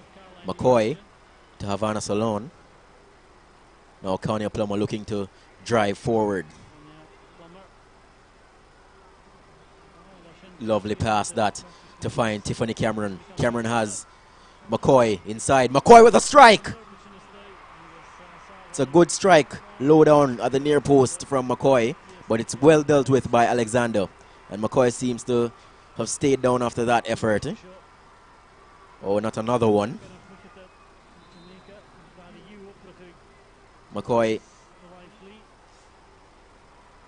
seems to have overextended her knee in the process of striking that one on goal.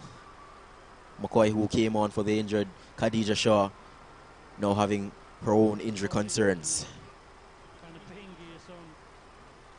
This must be very stressful on the mind of Coach Hugh Menzies with the World Cup just around the corner.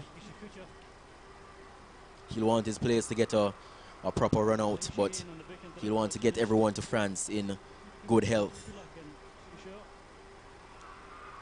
Here we see Khadija Shaw on the bench looking on with Trudy Carter, who recently left the field of play as well. Looks like another problem. Kayla McCoy came on for Khadija Shaw. Now it looks like she's pulled a muscle in. You just begin to wonder, we're talking about travel problems they had. 700 miles in a coach from London.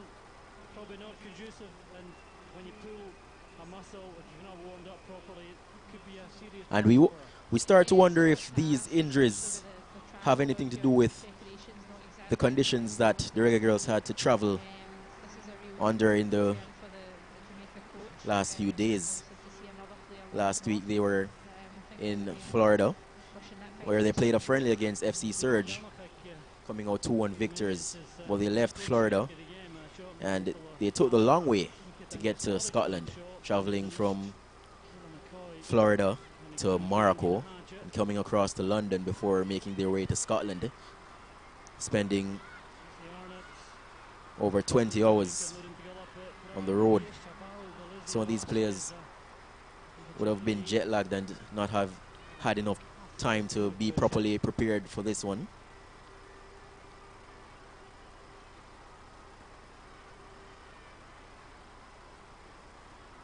Let's hope it's nothing too serious though.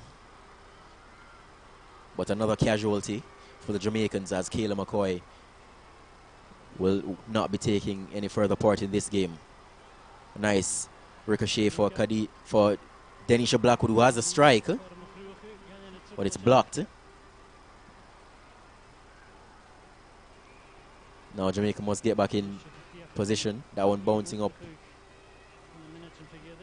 Here again we see the commanding presence of Plomo, always initiating the attack, and this one going through.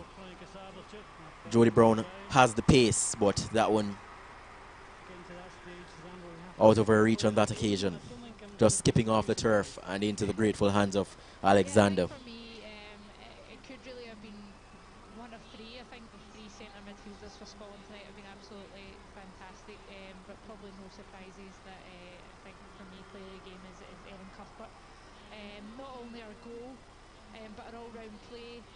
She's been decisive in everything Scotland's done. No surprise really. There we see Erin Cuthbert on the Scotland bench. Very talented player. Special talent that Scotland have in their ranks. Just 20 years of age, remember, the youngest player in this Scotland team, and yet still one of the most influential on the pitch. I want to be seeing that on repeat tomorrow on social media, to be honest, because it's a goal. Cuthbert, who plays her club football for Chelsea in England. And as I say, she's a real bright prospect. Somebody that this country should be really proud of. A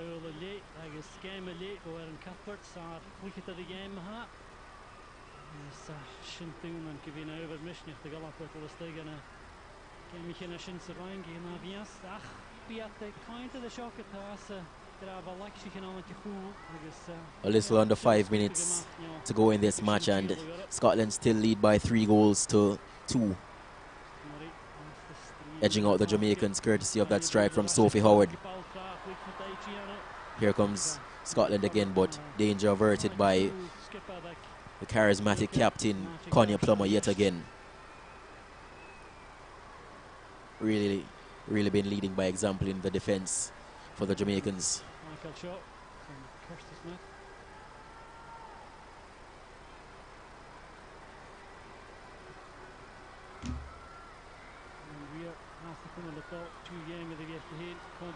Oh, and Scotland are in again. Crucial interception from Sashana Campbell. Might have been almost a good move, but just offside there, Suzanne. great play again, and it was actually Caroline. Not as crucial as initially thought, as Clelanders had just strayed offside. Jodie Brown really struggling to get a foot in this game since coming off the bench. Yeah, she was. Now we see Ernott yet again. Lovely ball floated in, but it's too much on that one, and he will go out for a goal kick. And maybe one of the ones who was slightly unlucky, Emma Mitchell, very experienced player, and just coming back from injury, maybe too late from our point of view. Yeah, I got to be honest, I was really surprised to not see Emma Mitchell's name. I've obviously played with her before at Glasgow City. I think she's a huge talent, and then she'll be disappointed to miss out. Do you think the team that started here tonight, Suzanne, do you think that's what's in Shelley's mind in terms of that opening game in Nice in 12 days' time? I mean, it's Sweatman hard to say, but to I think Sean. for me it was maybe just Solon. a bit too attack-minded for going into that game against England. A better first touch from Jodie Brown on that occasion, and she might have been in. And there's another player down for Jamaica. What's happening here? But yeah, a real attack-minded side tonight, and it's been a great performance.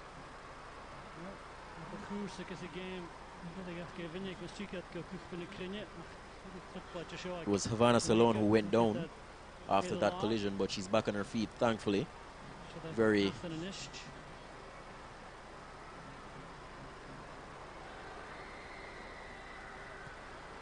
a lot of hearts would have been in mouths just now after seeing Havana Salon go down, after Kayla McCoy and Khadija Shaw have already gone off with knocks. So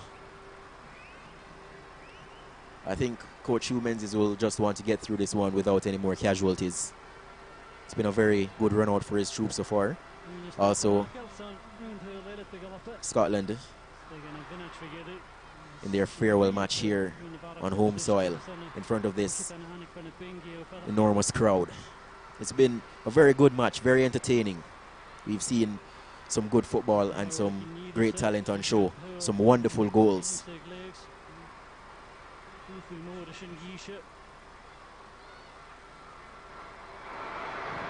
Loader from Vala Shinsuas to Campbell.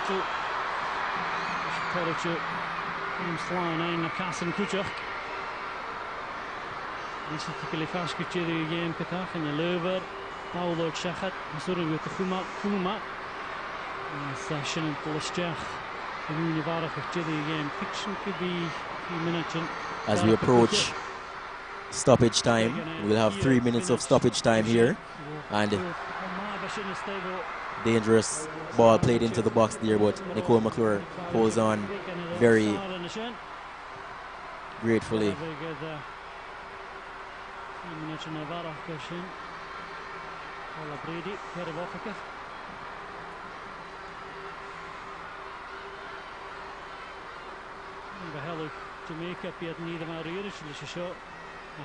Coach Menzies looking on from the sidelines. He'll have a lot on his mind now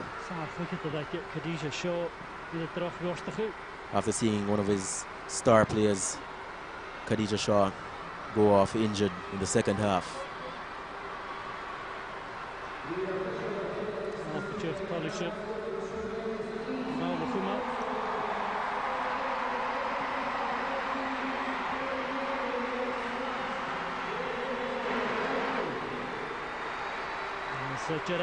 Here again we see confirmation of the attendance, a record-breaking attendance that for the Scottish women's national team. Previous record was just over 4,000, so that record being smashed. There's a downside to this game, Suzanne, is the goals that have been given away. Just a bit of slackness, and you can't afford that in a major tournament. And so maybe that's we just want to take the opportunity to send the condolences to the family of former Prime Minister, the Most Honourable Edward Seaga, who has sadly passed away today. The likes of England and Japan, you really can't switch off for a second. And yeah, as you say, that's maybe been the downside of tonight, is those unforced errors.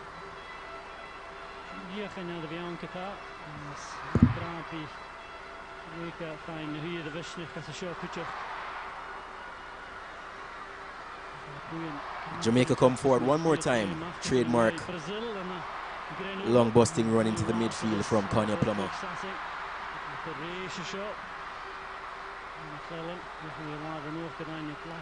The Jamaicans giving it one last push to get that equalizing goal with less than a minute remaining in this contest.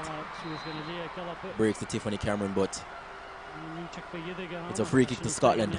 And I think that will be it for the match in terms of goals, as there's just about 30 seconds left in this one. All in all, it's been a very good contest. We've seen some brilliant goals. That strike from Khadija Shaw, the first one to break the deadlock. And goals from Cuthbert, and again, Weir for Scotland. Some magnificent strikes. This record-breaking crowd that has turned out today at Hampden Park would not have been disappointed, as the referee brings it all to a close here at Hampden Park. Scotland get the better of Jamaica by 3-2 in what is a farewell match for the Scotland national women's team. And they do get that send-off in style. The Reggae Girlz' unbeaten run into the World Cup comes to an end. And they also have some more on their minds, as star striker Khadija Shaw went off injured in the second half, and also her replacement Kayla McCoy picking up a knock. Not ideal for the Jamaicans, but they'll hope for the best as they try to fine-tune preparations heading into their opening match in the FIFA Women's World Cup against Brazil on June 9.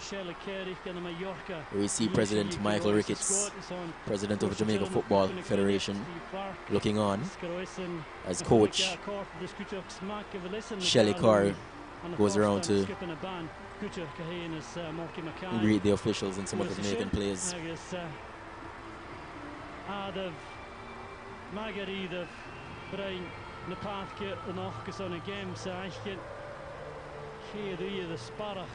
Relentless pressure against counter-attack was the theme of the match, as Scotland dominated in large spells and Jamaica hit them on the counter-attack.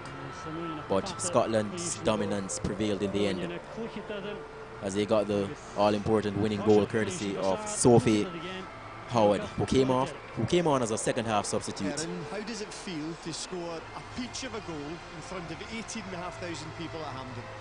I'm speechless. I think you've seen by my reaction. I put my hands over my mouth. I couldn't quite believe it myself, but it's absolutely incredible. You can hear the reception that we've got. It's just been an incredible World Cup campaign, and to top it off with a send-off game at Hampden Park with a record crowd, and absolutely smashed the record, and you know, we could hear every one of them out there.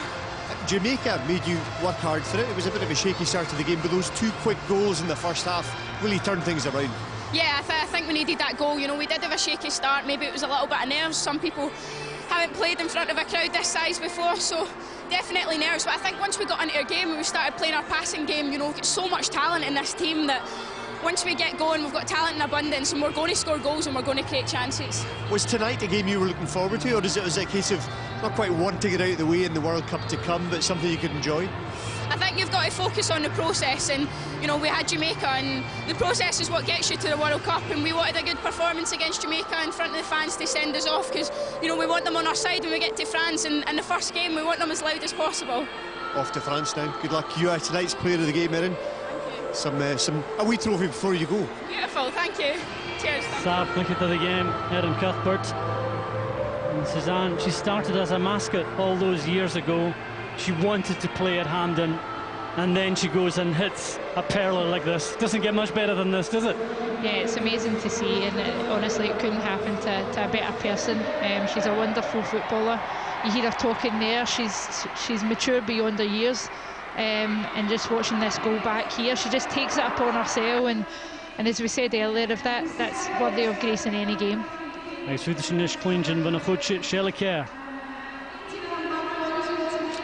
It doesn't get any better.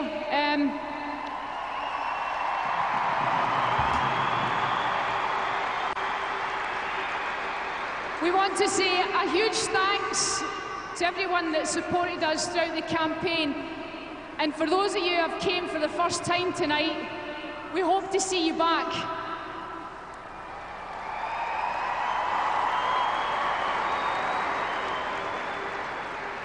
The final thing, you can't guarantee things in football, but one thing this team can guarantee you is that they'll give you every bit of heart, passion and desire playing for their country. Thank you.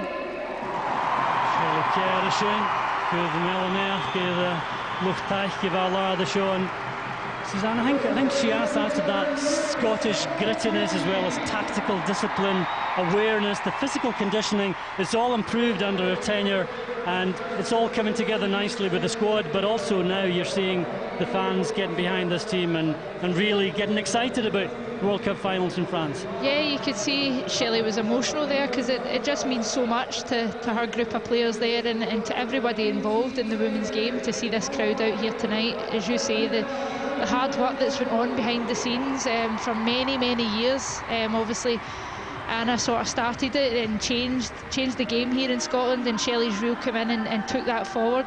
It's so encouraging as well to see the men's manager Steve Clark so openly aspiring to do what the women's side have done and get to a major finals again. Yeah, no, it's great. Obviously he's not long in the job, but one of the first things he's done is showed his support for the women's game, and it's great to see, and we've seen that earlier a couple of weeks ago with Pep Guardiola as well, correcting people and pointing out that the first treble won in England, it's been done by the women's team, so it's great to see that we're getting the backing from everyone now. Wel, agus yn clwchyd yn y gael Melanaeth gyfona lwftaich a dyfyn mi'r filiach asyn y daich gyn y sio ac hamdyn yn och agus y ffysg ydysyn ffwcal fôr gan y clwchyd yn agus at jesachig son flia asyn gan y rang sy'n hyd gen neu sasing yn lwrsyn yn neu Japan agus y gem y gedig yn neu Argentina agus clwnias yn ynys fo Shelley Care con y Derek. Shelley, first things first, pleased with the performance? Yeah, for large spells of the game, we were really pleased. Disappointed always to concede goals, but we wanted to entertain the night, so 5 goals isn't too bad. The goals that we scored, I thought, were very good. And yeah, we need to go and reflect and look at the things that maybe weren't so good for us tonight, because there was a few things. But overall, yeah, I'm pleased. I think the crowd was absolutely magnificent. 18,555, a record crowd, and for the players, they deserve it, but a huge thanks to everyone that came out to support us tonight. It was a big occasion. Is it also a slightly strange occasion? Your focus is on the World Cup. You've got this game, it's a big event, big crowd, friends and family all here. Is it a hard one to approach? I think it was, and you could see that in the first 15 minutes, but once we adjusted to that, I thought we played some good football, and we wanted it for that reason, because when we go and we play the first game in Nice, it's going to be very similar. A bigger crowd, of course, but this big arena, and they probably were under a lot of pressure tonight, and they responded really well, so we're delighted overall. Some periods of really nice football, lovely one-touch football, lots of nice 1-2s, good slick passing through the midfield and the forward, so the team really seem to be gelling quite nicely. They do at times. They play teams off the park, but at times they make some critical errors and they put themselves under unnecessary pressure, and that's something that we need to eradicate, especially going into the first game against England. Sophie Howard did make an error for the second Jamaican goal, but she kind of made up for it with a really good header. It was a great header, and you know, that's what she's capable of. You know, she hasn't played a lot of football, she's back fit, and we wanted to see her in the centre-back position. She's played full-back for us before, and you know, I thought she'd done really well. The goal was great, it was good time, and you know, we've been crying out to score a goal with a header from a set play, and it was a great finish. You'll be hoping that the likes of Erin and Caroline haven't used up all they've got in their locker in a pre-World Cup game. They've still got something left for the 3 big games. Yeah, of course, they'll go away now, and they'll be able to spend some time with their families. That's important. We're going to do a wee bit heat acclimatisation as well. We'll regroup and we'll be back next week, back on the training field, and you know, try to make sure that we come up with the right game plan for each game when we go to the World Cup. Shelley, well done tonight. We'll see you in France. Thank you. Shelley Care, I guess, well, Suzanne, we spoke about Erin Cuthbert's great goal, but the next one from Caroline Weir's a bit different, and it's always good to have someone in your squad who can make a difference from a set piece. Yeah, fantastic goal. She was another one who put in a real top performance tonight. contender for player of the match as well, if I'm honest. I thought her all-round game was brilliant, but to have someone that can score free kicks like that, it's great to have. And it wasn't just that fantastic goal, it was the link-up play with Kim Little as well. Throughout the match, they were good. I honestly thought the three centre midfielders were fantastic tonight. Their movement, their passing, their movement off the ball, their work in defence. It was great to see, and I think Shelley will be really, really pleased with that. We heard Shelley there talking about Sophie Howard's goal, and I think, as I alluded to in commentary, as a centre-back, she appreciated the way she just guided this header on target. Yeah, watching it back, it just seems that no one's picking her up there at all. And as you say, the pace is on the ball, and she just needs to get her head behind it and guide it. You just ask the question, you put it on target, and if they can't deal with it, they can't deal with it. Exactly, the goalkeeper, it's over her reach, and the player on the post there just can't do enough to keep it out the goal. And it'll do her the world of good in terms of her confidence. Her head would have been down after that mistake, but she goes and puts it right with that goal. Definitely, I think Erin touched on it earlier, there was maybe a bit of nerves, so Sophie Howard coming on at half-time, obviously into the occasion as well, and maybe a bit of nerves at the start, but certainly put it right with a top-quality header. And in terms of this crowd we've seen here tonight, Suzanne, what difference does that make to these girls going off to the World Cup finals? I think it just gives them such a boost to know that the whole country's behind them. The attendance tonight is honestly, it's incredible. 4 times, obviously the record previously, and as I said, we don't want it to be an isolated occasion. We want the people to come out in force, not just for Scotland but for club teams as well, and obviously get right behind the girls in France. Kim Little. Kim, your captain, ever caring, is making sure you're not too cold after the game. You're still nice and warm after a good performance. Yeah, I think a good performance and a win, which is what we wanted, especially now going into the World Cup and it being our last game. But I think there's a few cases of disappointment in terms of how we conceded, and I think that's something we definitely have to look at and tidy up on, because we're coming up against teams that are higher ranked than us, and that will punish us even more than that. So yes, a great performance, a great occasion to play here at Hampden with all the support, and yeah, a win to send us on our way to the World Cup. Things seem to be gelling quite nicely between yourself and Caroline Weir and others in midfield. Lots of nice one-touch passing and 1-2s being played. Yeah, we've got very technically gifted players in our team, which allows us to play in that way. But then you have to choose the right times, and I think today we did it at the right times, but there's also some cases where we maybe overplayed it in too many touches. But yeah, it's a nice way to play in that way. So I enjoyed playing with Caroline, obviously, especially.